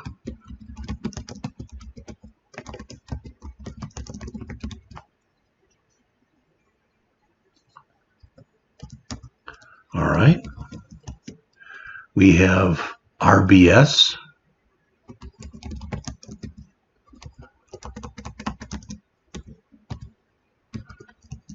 which is rock breaks scissors.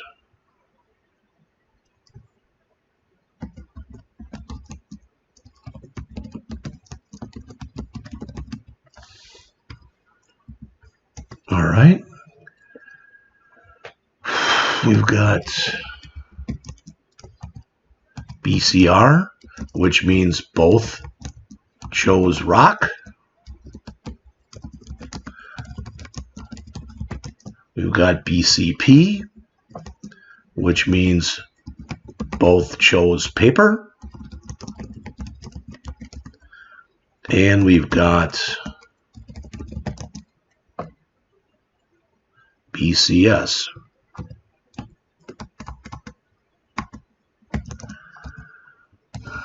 which is both chose scissors.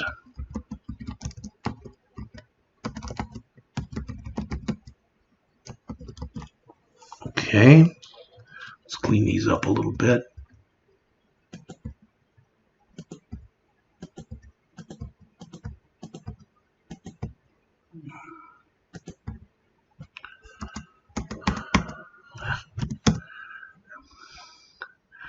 A couple more here.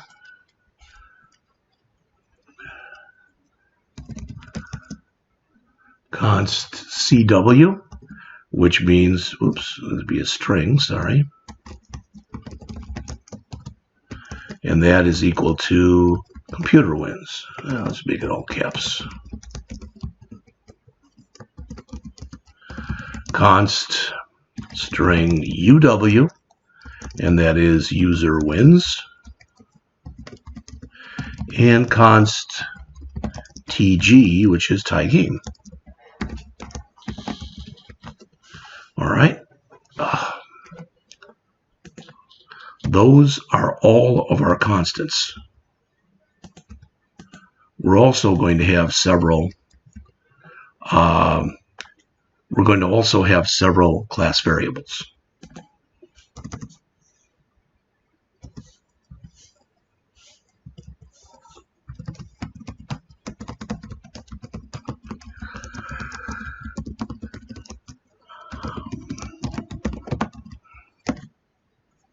Again, probably about 8 of those. So, int computer wins. That's how many games the computer won. Int user wins. How many games the user won. Int tie games. How many games neither one of them won. Then we're going to have the user choice. That's going to be whatever button they select. And the rock button will be 1, the paper button will be 2, the scissors button will be 3. And we've got computer choice.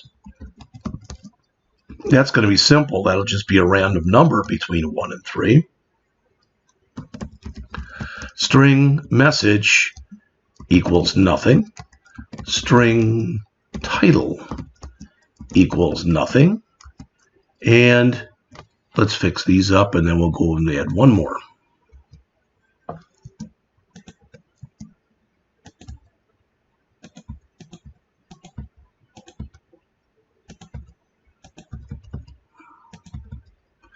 All right. I don't know if we've looked at this before. I thought we talked about it.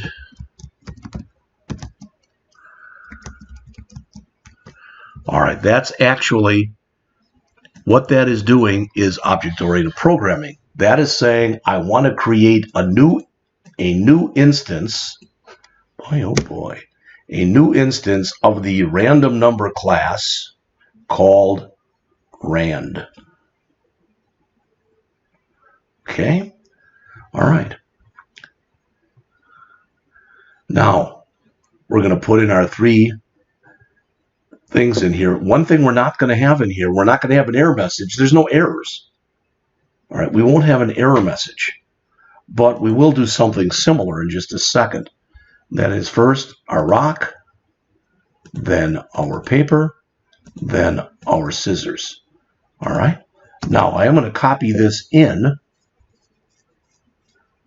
There's no exit button to copy in. There's no clear button to set. There's none of that. We could add that stuff, but I chose not to. All right? But what I am going to do is come in here, and then that show error message, I'm going to change that to show results message.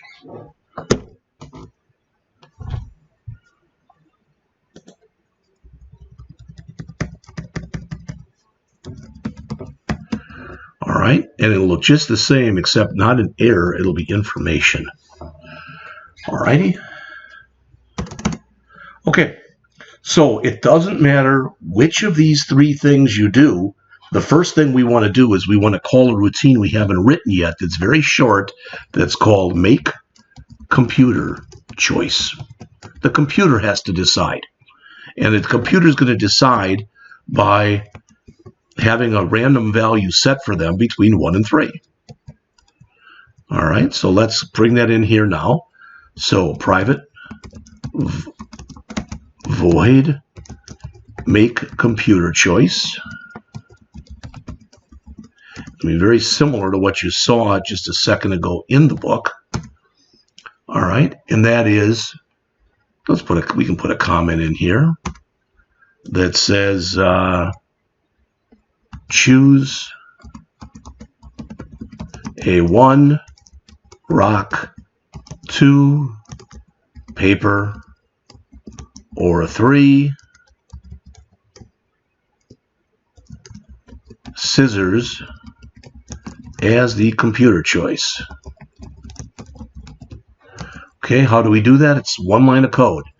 Computer choice equal rand.next 1, 4. That's everything. That's making the computer's choice. All right. So the next thing we want to do is, we've already made the user choice. If it's rock, then the user choice is equal to 1. If it's paper, then the user choice is equal to 2. And if it's scissors, then the user choice is equal to 3. All right. So all we got to do basically is we have to determine the winner, update our statistics, and then print out everything. So we're going to call a routine that we haven't written yet called determine winner. I'm going to put that there, copy it. I'm going to put it there, and I'm going to put it here. Now let's write that. All right, we already made the computer choice, so let's come down here. Private void determine winner. There's many ways this can be done, and as I told the class this morning, all right, I've had students write this in a variety of programming languages, the rock, paper, scissors game, including Android, using Java. I've had them do it in React. I've had them do it in JavaScript. All right. So what I did here was I started with doing a switch on the user's choice. Remember, that's going to be a 1 or a 2 or a 3. So case 1, for right now, all I'm going to put in here is break. Case 2, again, all I'm going to put in here is break. And case 3. And again, all I'm going to put in here is break.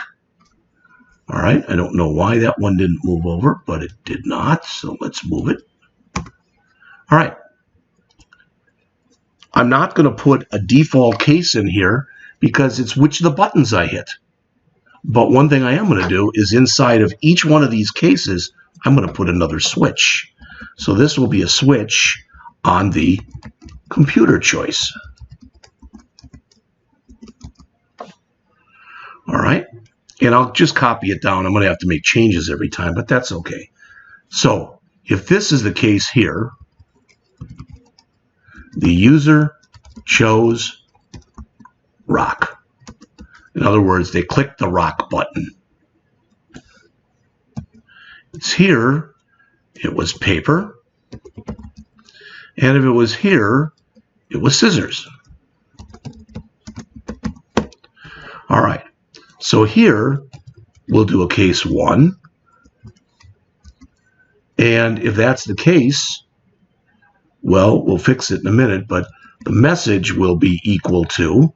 So we each chose a rock. So both chose rock.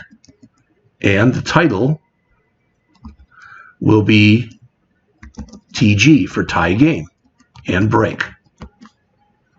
Okay, I got to move that over because I screwed the other one up. There we go. So again, in this case, what we're saying is computer chose rock. All right, so that's for case 1. Then we'll have case 2. The message, so I chose rock, you chose paper. All right, so the message is equal to paper covers rock, and the title will be equal to the computer wins and break. So again, in this case, the computer chose paper. All right, finally we'll have case 3. And in that case, the computer chose scissors. Well, since I'm rock, the message is rock breaks scissors. And the title will be equal to the user wins. And I don't know how I did that, but I did. Break. All right, there is no case 4, so I can get rid of it. I don't need that. Okay, now I'm going to do something similar, but I'll have different messages, but I'm still going to grab everything that's in here.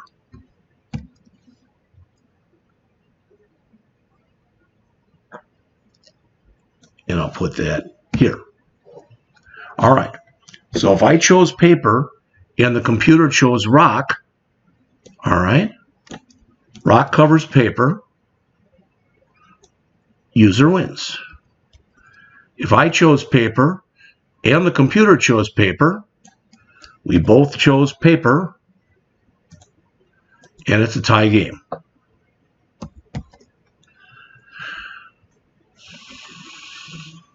I guess this was paper covers rock, I believe. No, this one, not rock covers paper, paper covers rock. There we go. All right, and then finally,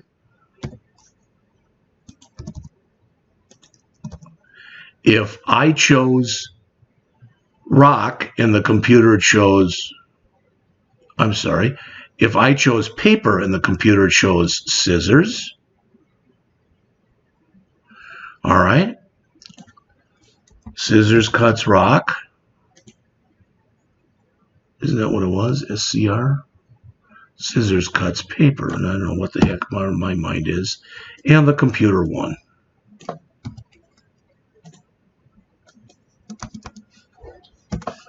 All right, finally, one more in here. So now I chose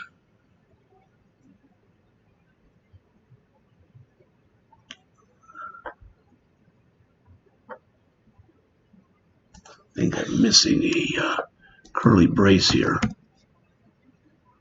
Okay, we'll see. All right, so now I chose scissors. If I chose scissors and the computer chose scissors, we both chose scissors, and it's a tie game.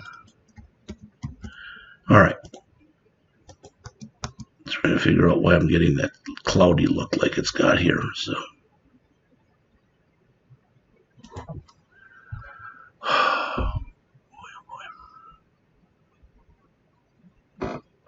All right. If I chose scissors and the computer chose rock, remember, geez, rock breaks scissors, so the computer wins.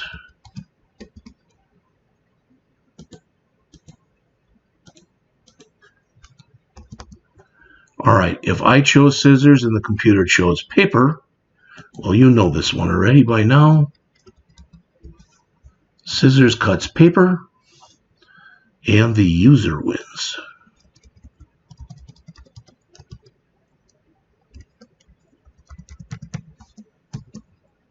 Should be you win. All right, now I've got everything done in here except one of the problems is, notice I'm getting a thing for message. All right? Why? I don't know. I'm trying to figure it out. Oh, this break should be on the bottom. Like that. That's why the coloring was weird on it too. All right. So now I've got everything done, except I have to do a couple things. Okay? I have to first, let's increment the appropriate counter. Okay?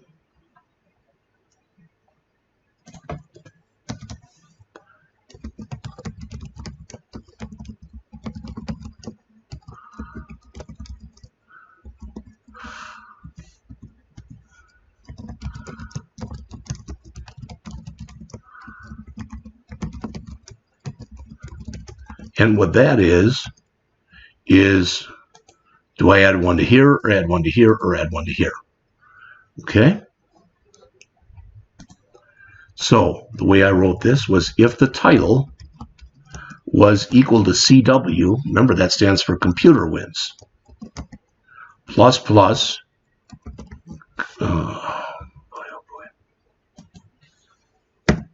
plus plus computer wins.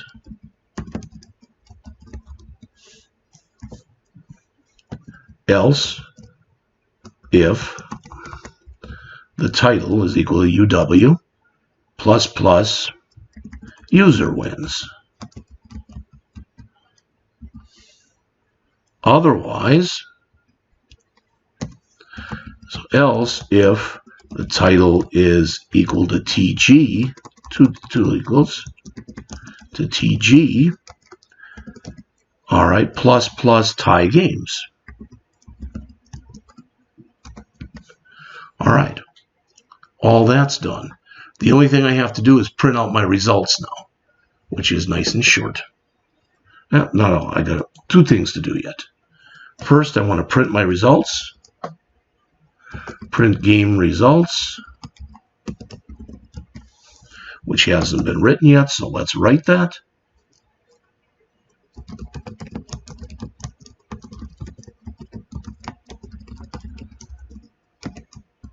All right, and I'm going to say show result message, and the message, and the title. All right, and then I want to update my totals, which is pretty short. We'll do that down here.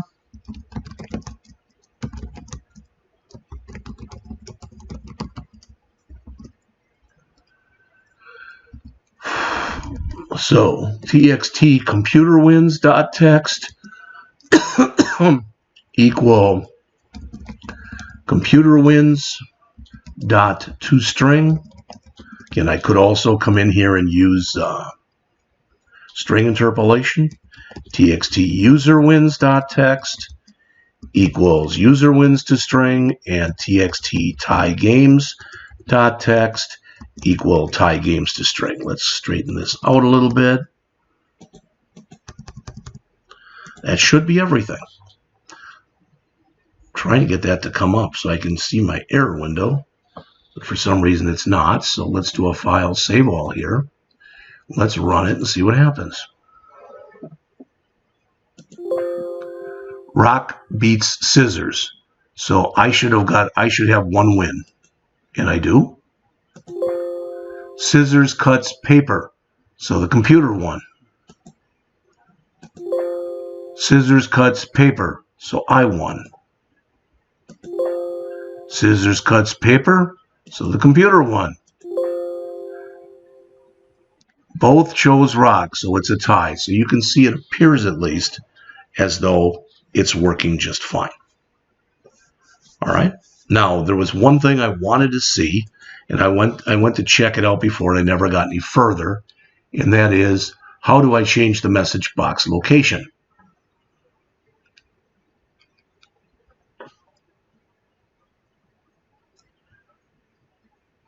There is a way to change it, but it's way too complicated for such a small task. If you really need to change it, you could display it and then use get foreground window and move it. That is not worth my time. Sorry. All right.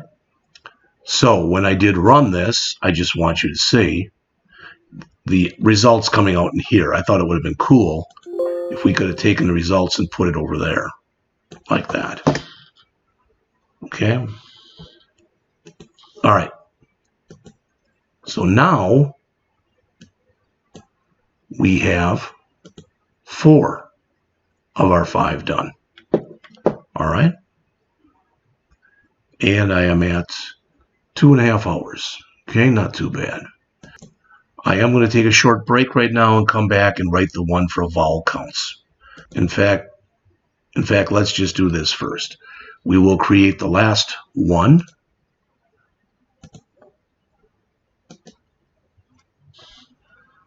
So add new project. This will be called vowel count.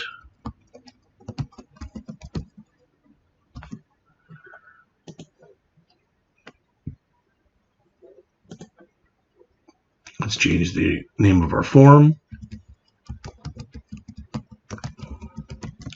to FRM vowel count. Let's change the color of our form.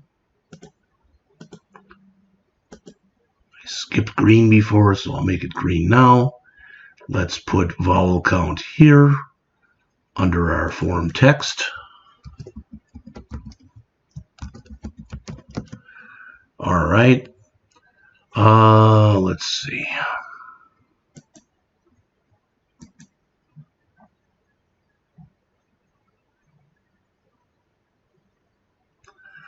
I think we're going to end up having our regular 3 buttons that we usually have. Lost my toolbox. Is pin up. There we go. So let's put in 3 buttons.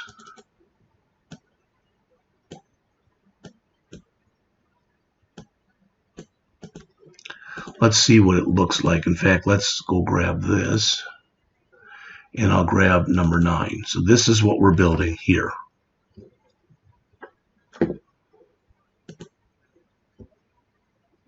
Okay. 1, 2 labels.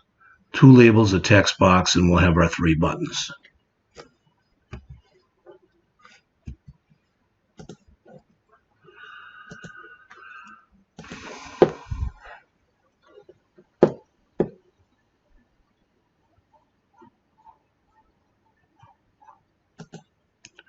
In fact, I'm gonna come back and I'm gonna finish building this, but I will finish building it in a few minutes. How's that?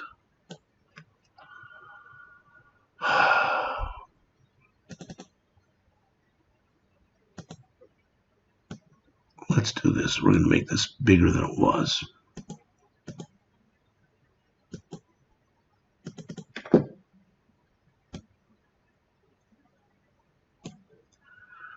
All right. In fact, I think I'm going to put all 3 of the buttons right here. Like that. I'm going to move them over even further. Like that. I'm going to put a text box in here, and I'm going to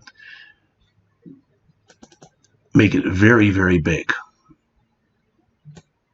Now, text boxes have a property that's called multi-line that we've set to false all semester, but it is now true.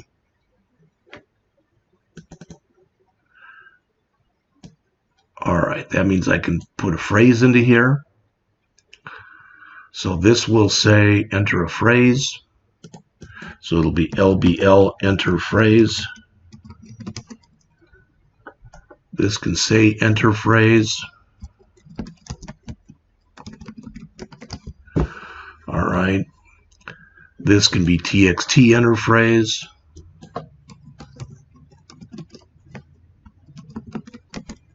And I screwed up down on the bottom here. I need another label. We're just going to, oops. We're going to call this label LBL result.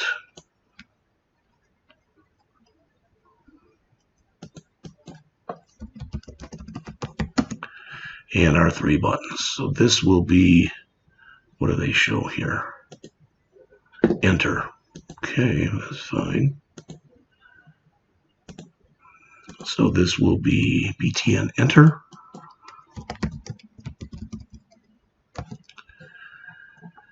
And it'll be enter.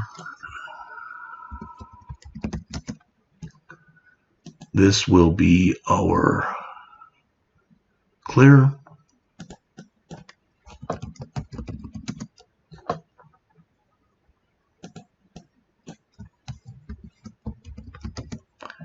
And this last one will be exit.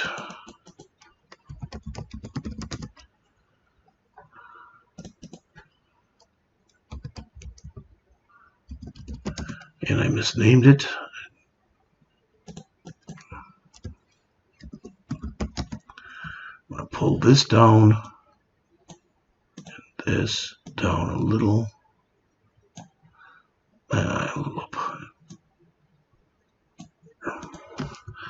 Let's change the size of the text for all of our controls as always to make it 20 bold and Arial. All right. Now, almost, this is almost set right now. Okay? This is inner phrase, and this is something else. But I want to take both of those, and I want to text align them to the center. I don't want any text in here. I want, this can be stay the way it is. Let's set our center, our default location, or our start position to center screen, our accept button to BTN enter, our cancel button to BTN clear. Our tab order will be 0, 1, 2, 3, 4, 5. 0, 1, 2, 3, 4, 5. Another view tab order. All right, I guess I'm just going to keep working. So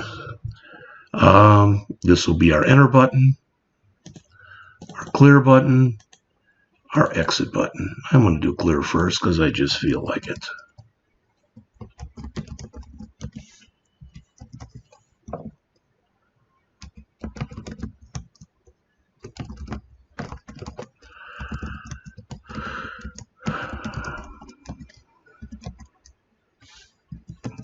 All right, so what do we want to do here?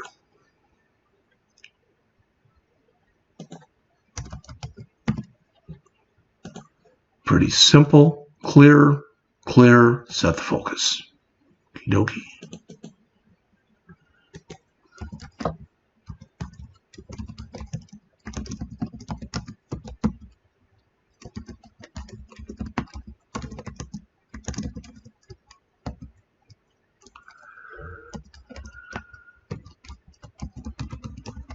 That's done.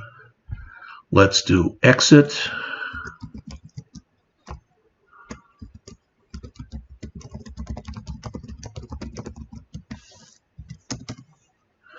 Copy that in. I might as well bring that in too.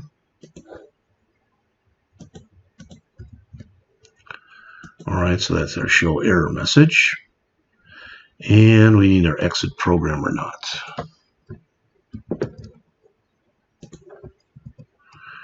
All right, let's get rid of this. Let's bring in the comment for program 9.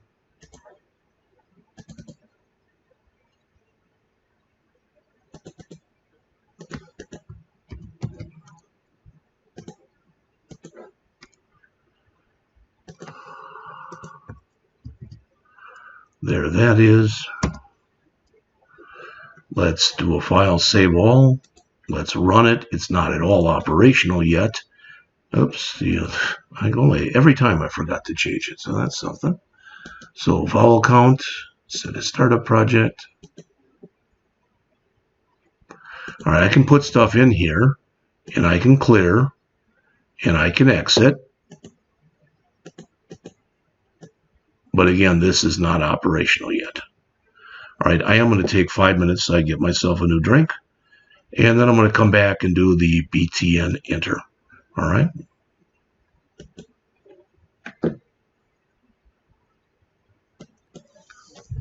All right, I actually had a drink over there, so that's fine. So let's do our enter here. All right, now I'm going to show you a couple ways of doing this.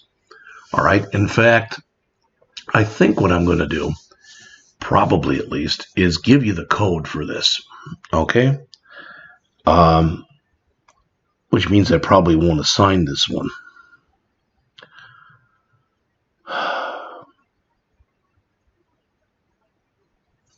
There's a bunch of different ways to do this, but the best ways, in my opinion, are to the best ways to do this involves some stuff that we haven't talked about yet. I am going to take a break. Sorry.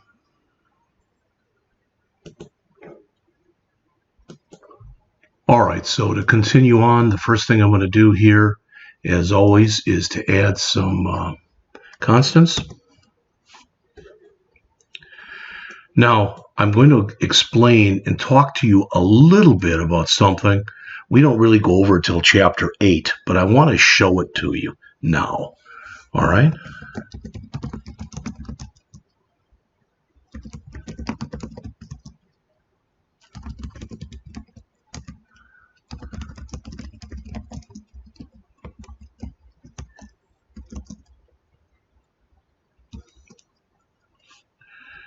Let's see.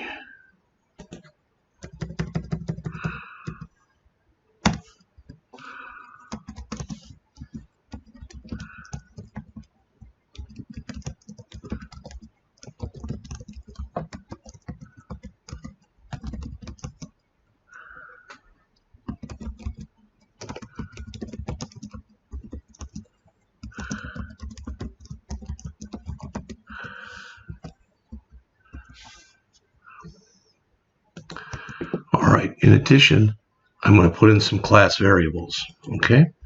Now, when we do this, there is a good way of doing this, a kind of mediocre way of doing this, and a bad way of doing this. And I'm going to quickly show you all three.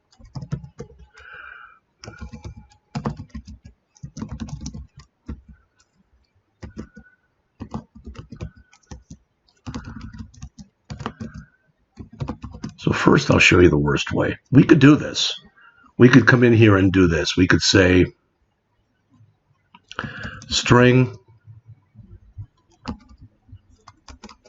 vowel A. We could maybe make them a char probably equals A.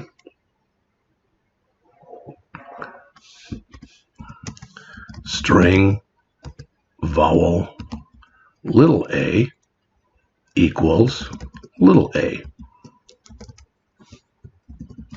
All right. A-E-I-O-U. All right. So big E, little e, big I, little I, big O,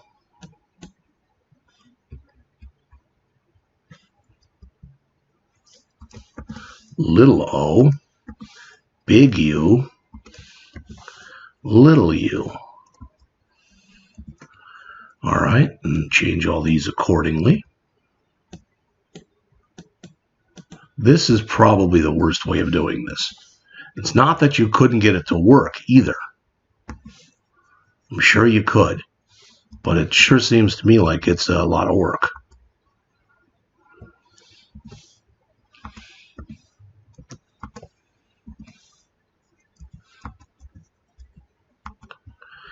So really, when you think about it, what you're going to be doing then is, if I put in a sentence, okay, and I'm just going to throw a sentence in here, one I remember from my days in high school when I took typing.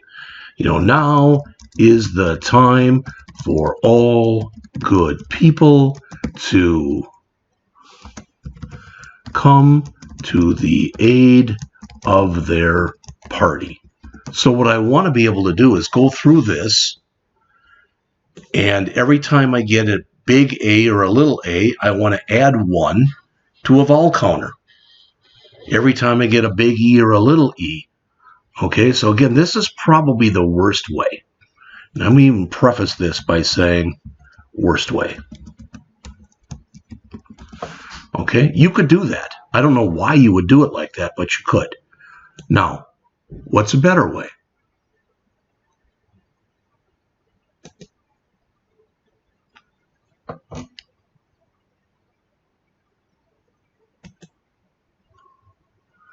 All right, so what's a better way?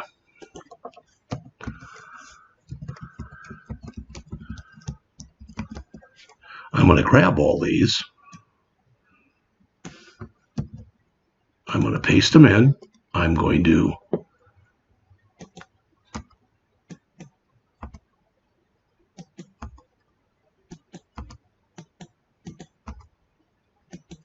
all right, now I've cut it in half. And how do I cut it in half? By using the 2 upper method. So I want to take the entire string and uppercase it. So now instead of having 1, 2, 3, 4, 5, 6, 7, 8, 9, 10 variables, I now have 5 variables. So that's better. All right, it's actually pretty much better. All right. Now, a better way of doing it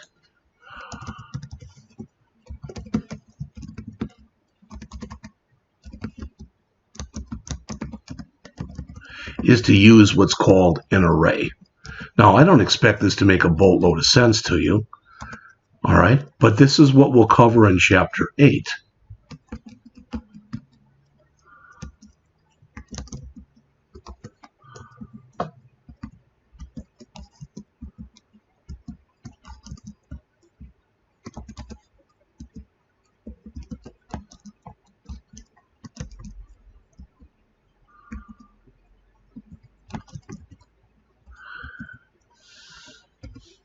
All right?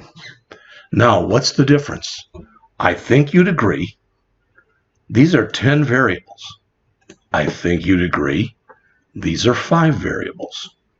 This is 1 variable. All right? Look at it this way. All right?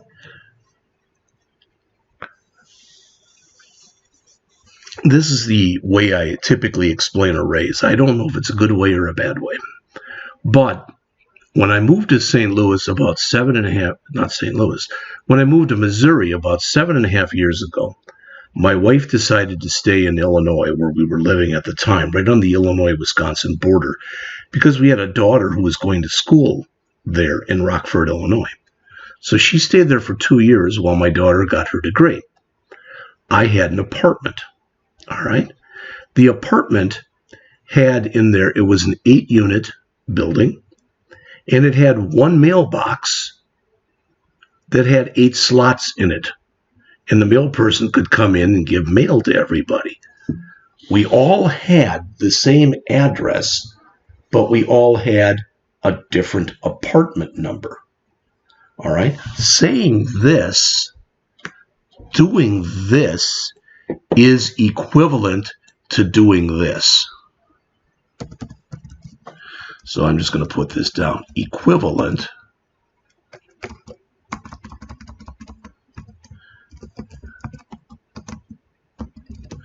to doing this.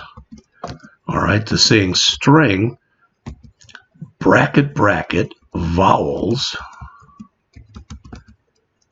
equal new string of size 8. 3, 4, 5, not 8, 5. All right. Now I'll call it vowels 2 so I don't get an error here. And then coming in and saying vowels 2, 0, the 0th location. I'm just going to spell it right.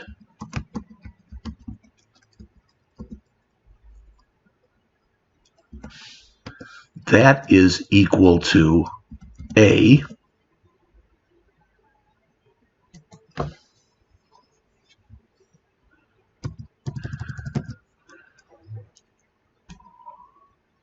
Don't know what the error is, but we'll look at fixing it in just a minute. 2, 3, 4. And this will be U, O, I, and E. Now, why is it giving me the error? Vowels 2 does not exist in the current context. Well, isn't that vowels 2? I must be setting up the array wrong. Let's see.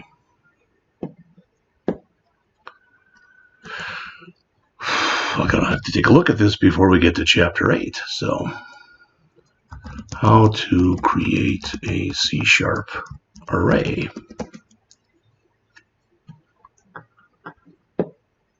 You initialize an array. That probably is better.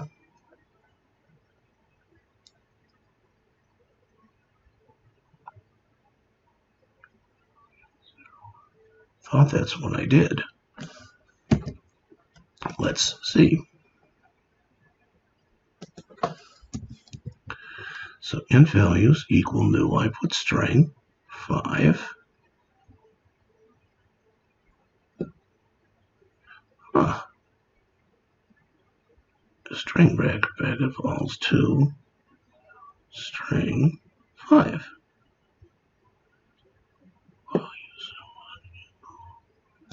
Trying to see what in here what my error is.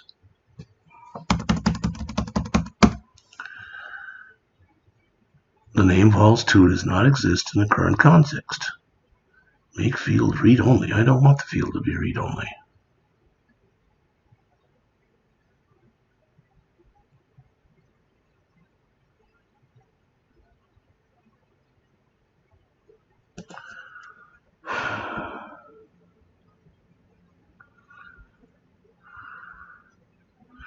Well, this is the one we're going to use in just a minute. So for now, I'm going to comment this one out.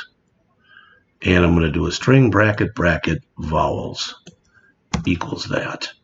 And then vowels 0, 1, 2, 3, and 4. Again, I'm trying to figure out what it doesn't like. Oh, I left a 2 in there, so that's stupid. So that. There we go.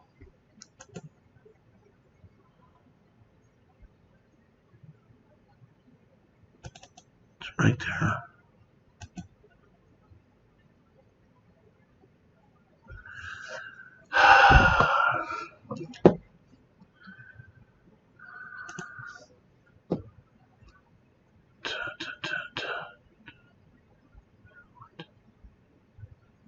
Oh, maybe I'm not making it big enough. I didn't think I'd have to.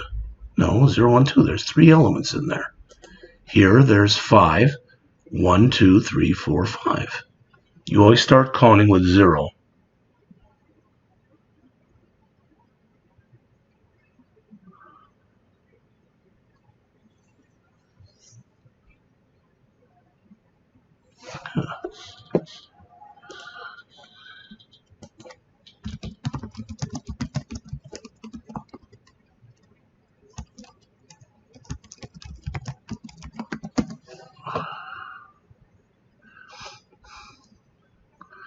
Options for initializing a string array.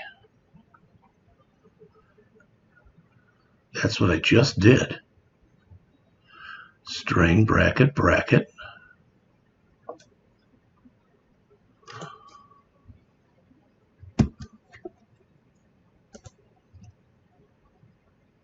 I'm trying to figure out what's different. String bracket items. I said string bracket vowels equals new string and then a size and then the name 0, 1, etc. There should be nothing wrong with that. It's probably whatever I'm doing wrong is probably really simple.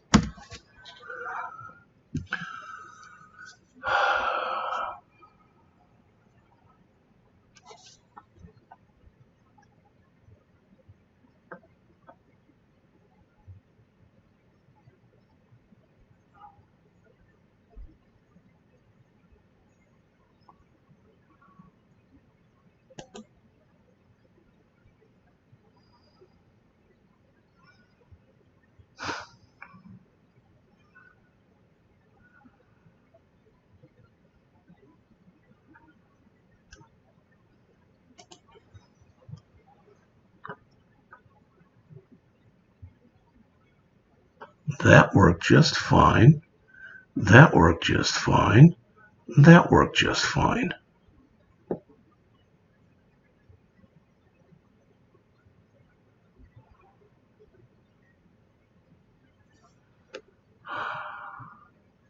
Let's change this. We'll make this vowel array. I'll undo this.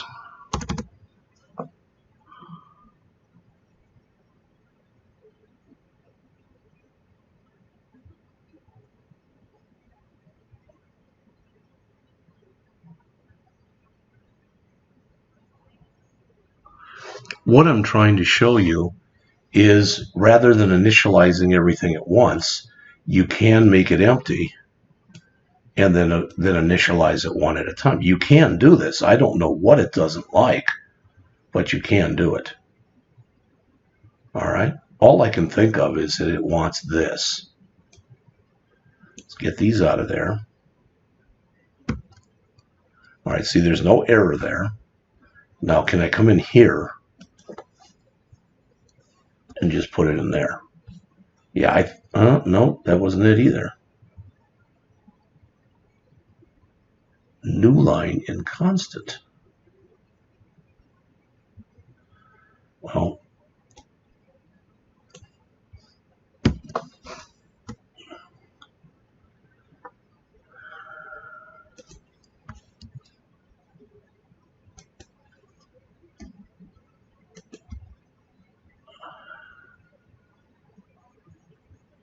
oh, you know what it is? Jeez Louise, Jeffrey. And if you're watching this at home, maybe you saw it. I don't know. Right here, I didn't close these. Close that. Close that. All right. I got rid of those errors. Invalid token equal sign in class record struct. So I don't think it likes me doing this here, which I don't know why. What if we take this whole thing, remove it, and put it in right here? Am I going to still get that error? And you'll notice I don't. So it didn't like me initializing the array outside of anything. All right. So what I'll do is I am going to bring this back. It's going to give me an error. Don't worry about it. And I'm going to comment all this out.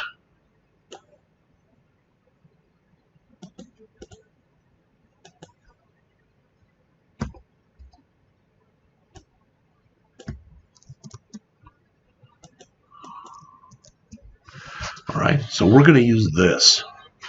So what this is it's what's known as a data structure. It's kind of like when you think about a building. All right, so if you had a building that was made out of thousands of bricks, what we've been working with so far in this class has been individual bricks. But typically, you want to work with data structures whenever possible. So what you could do is to take, and all a data structure is it's a bunch of simple data elements like we've been working with that are added or put together. Okay, so I'm going to come into enter right here. And I'm going to show you this. I'm going to write this twice, okay? In fact, I think I'm just going to write it once. I'm going to call this perform vowel count. Okay, it doesn't exist, and that's why we're getting the error. All right, so let's write that right here.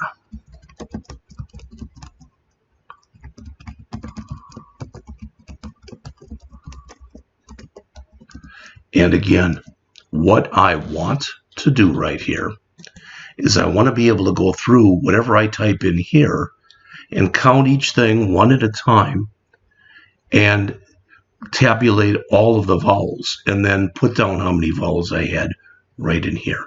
So that's my goal. All right.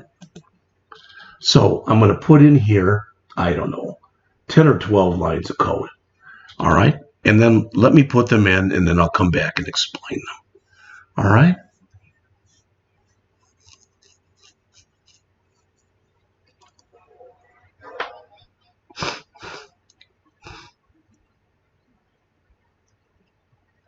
First thing I want to do, as we have been doing all this time, is check for an empty text box. So if txt enter phrase.text equals nothing, all right, and remember, I shouldn't be doing it like that. I can say string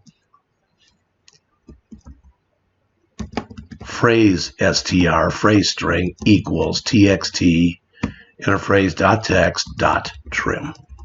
Should do it like that. Then checking for an empty text box, I can say if phrase string is equal to nothing, so there's nothing in there, I can call my show error message, and I can put in there EPTE and EII. All right, I don't expect you to know exactly what that means, so I'm going to run it in a second. And then txt enter phrase.focus and return. In English, if there is nothing in the text box, it should give me an error message in the message box that says enter phrase text box empty, and the title should be error in input. Then it should clear out what was ever in there. It's already clear, I don't have to, so it should send the focus there and return. So if I run this and I leave this blank and I click enter phrase text box empty, and it puts my cursor right there. It's perfect. It's exactly what I want it to do. So if I get down to here, all right, if I get down to here, there was something in there. Now I don't have to run any kind of try parse on this. It's all strings we're working with. So I'm going to say here text string, not text string, phrase string equal phrase string dot to upper. Okay. Now I'm not going to keep this here, but I'm going to type for now txt enter phrase dot text equal nothing, and then I'm going to immediately say txt enter phrase text dot text equal phrase string. I'm going to get rid of this in a minute, but I want to just show you that this is working. What I mean is this.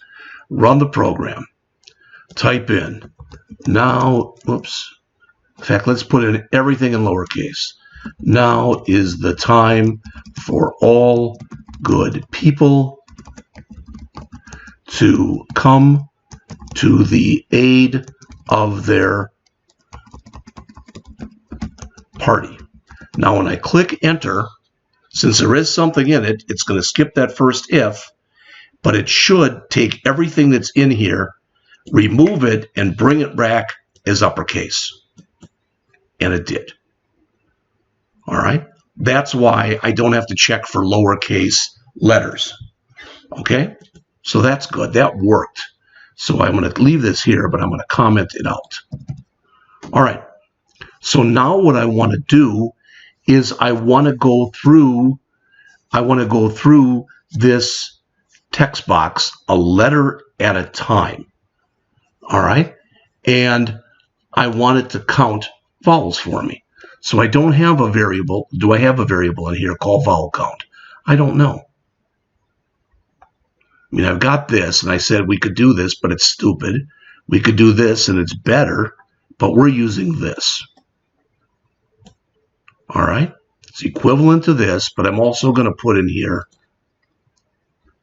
before we do this, int vowel count. In fact, we don't even need to. We can do it right in here.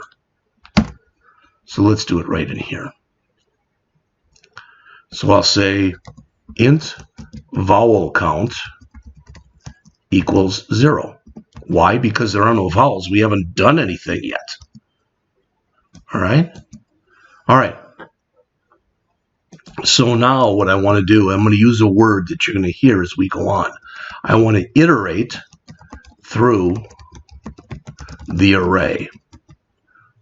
One character at a time.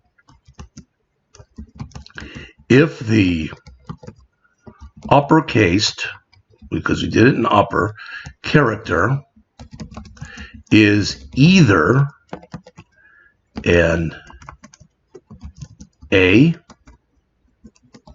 E, I, O, or U, increment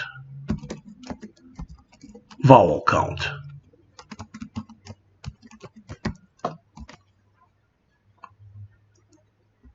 When finished, print out the value of vowel count. All right, so that's what I'm going to do in here.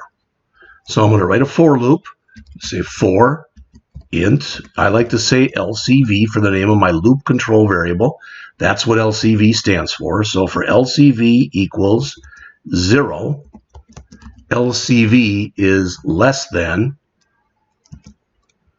whatever it is I'm reading. So that's phrase string dot length. Okay. So I'm going to come in here and do this. And I'm going to grab, and I'm going to say string current character equals the current character. Okay. Now they're suggesting substring, which we could do it that way, but I'm saying phrase string LCV dot to string. Right now it's giving me an error and it's suggesting that because this is a string, but I'm just grabbing a character. So to make it be able to work with a string, I've got to do the toString method on it. So that's grabbing a single character. So I'll put a comment there. Grab a single character. That's what that's doing. All right. If that current character dot contains, if phrase string dot contains that current character, what do we want to do? We want to increment vowel count. Okay. Then when we're all done, I'll say LBL result dot text equals, and let's use a little string interpolation. It's been a while, so. And we'll say here number of vowels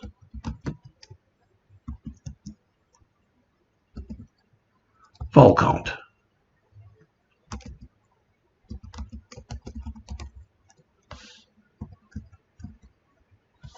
All right, what doesn't it like? Well, first of all, it doesn't like that. It doesn't like these. Number of vowels, vowel count. I don't need any of this. I don't know why it gave me that, but it did. There. All right, let's run it, see if it works, then come back and kind of dissect it a little bit. Now is the time for all good people to come to the aid of their party. Before we click enter, let's see how many vowels we have in here. 1, 2, 3, 4, 5, 6, 7 in the first line, 8, 9, 10, 11, 12, 13, 14, 15, 16. So 8 in the second line. 1, 2, 3, 4, 5, 6, 7. 7 in the third line. 8 plus 8 plus 7 is 23. All right, total number of vowels, 70. Well, that ain't right. That's probably how many letters there are in there, period. So I screwed up with something. It's okay. We're going to fix it right now. All right. It's not if it contains current char. That's what the problem is. All right. It's not phrase string here. It's the name of our array, which was vowel array.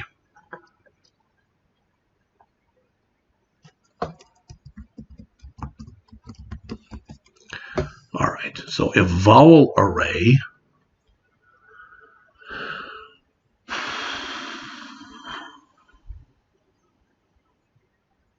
contains current char, no, what doesn't it like? String does not contain a definition for contains.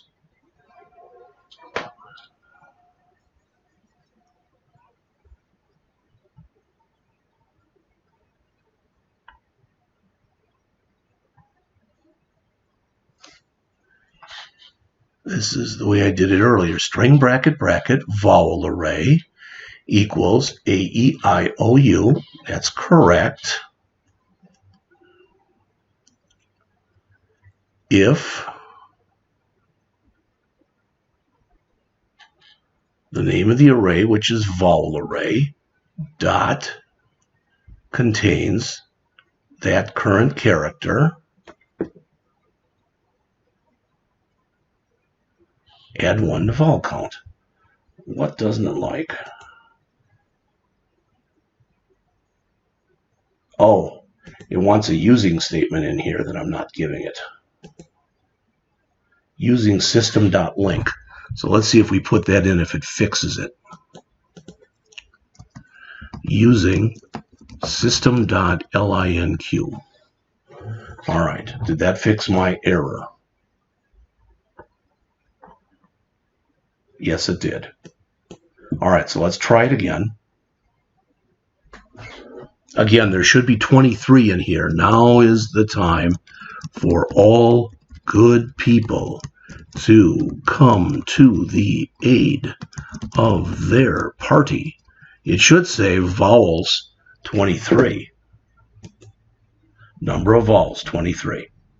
All right, if I keep going in here, let's add 1, 2, 3, 4, 5, 6, 7, 8, 9, 10 A's.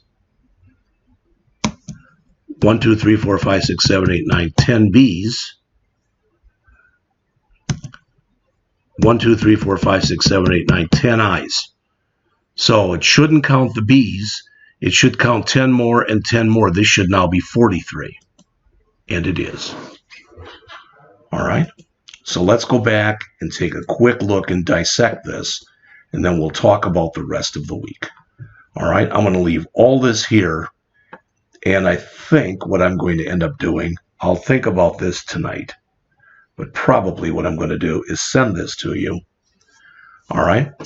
And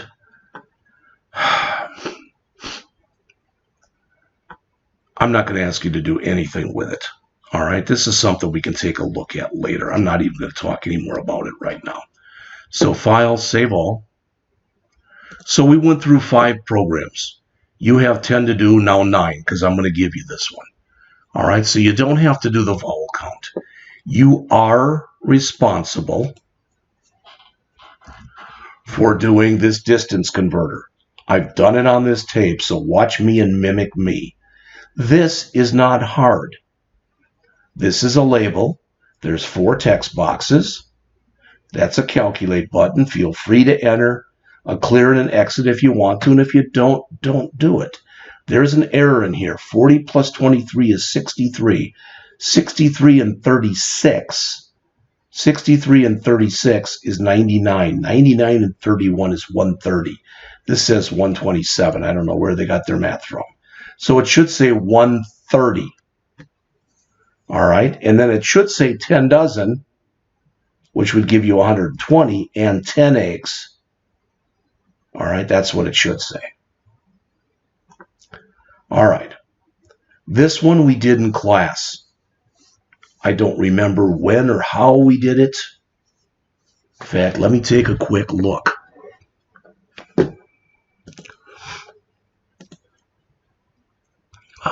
Let's see.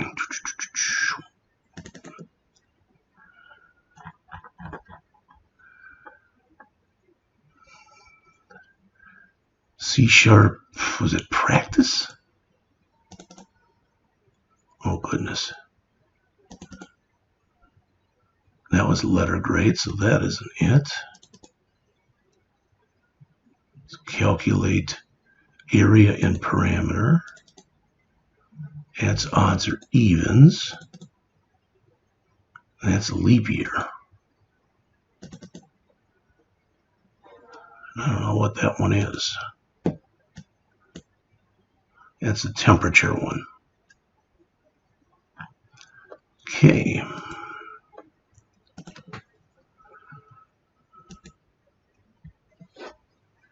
It was, I think, in the first set, so maybe it wasn't in practice. What else did we do?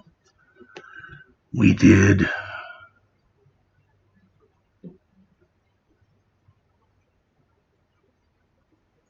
a pretest.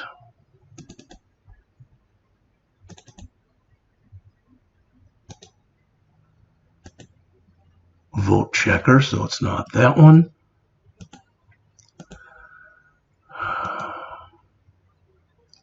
Let's go the other way.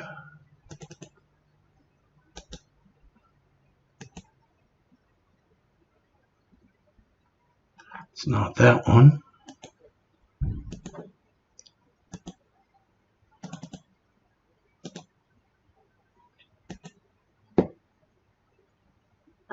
That's age. It's not that one. Son of a gun. I know we did it.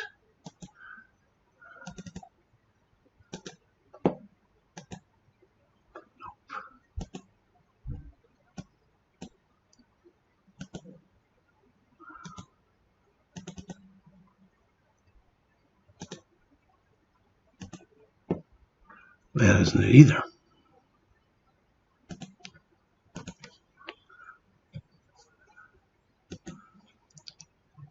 So it wasn't the pretest. Was it homework?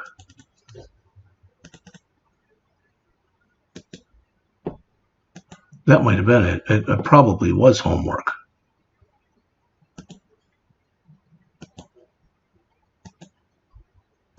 Probably this one. Oh, that's his car rental, so that's not it. There it is. Bob, Fred, and Will.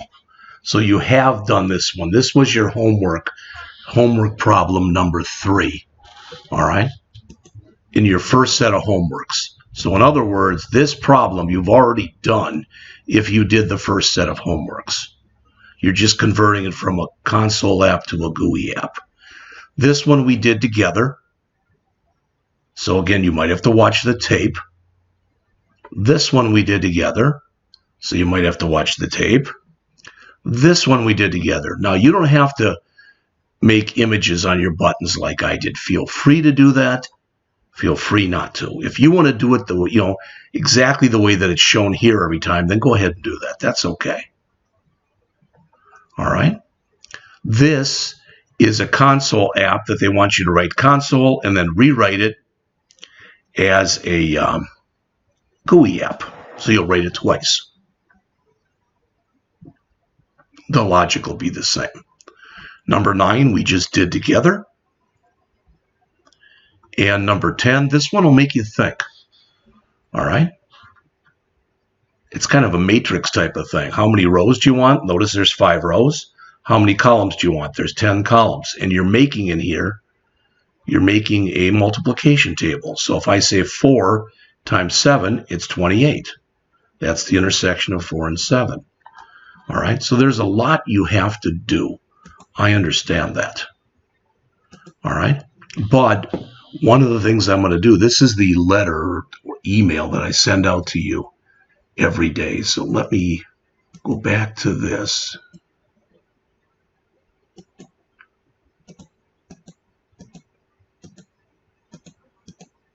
All right. So it's here. Okay. So hello, it began here. We have now been going 3 hours and 22 minutes. So I'll say it's going to be about 3 hours and 30 minutes by the time I get done. All right. And it'll be out there at that URL, not L, but it'll be out there. First, we did complete the exercises. All right. I have to fix this repo. It's not working right now. All right, but I'll try to. We then went over 5 of the 10 assigned problems. Okay. And we're going to change that to 9 assigned. And I'm going to say you do not have to do the vowel checker program. All right. So tomorrow is a lab day. All right. You should work on getting your homework completed. Ideally, then you won't have to be working on it Sunday. All right. On Thursday, we will have the pretest. I'm going to try to find that pretest and send that along with this thing with you. Friday, you will take your second hands-on test. Next week, Tuesday or Monday rather, we'll start on chapter 6 in the book. Remember, the chapters 1 through 3 homeworks were already due. The chapters 4 to 5 test will be due Friday the 26th when it's given. And I'm going to change the due date on this homework we're working on now to Wednesday, 1/31. All right, so with that, there will be no lecture tomorrow, Thursday. I'll maybe send out an email, but there will be no lecture.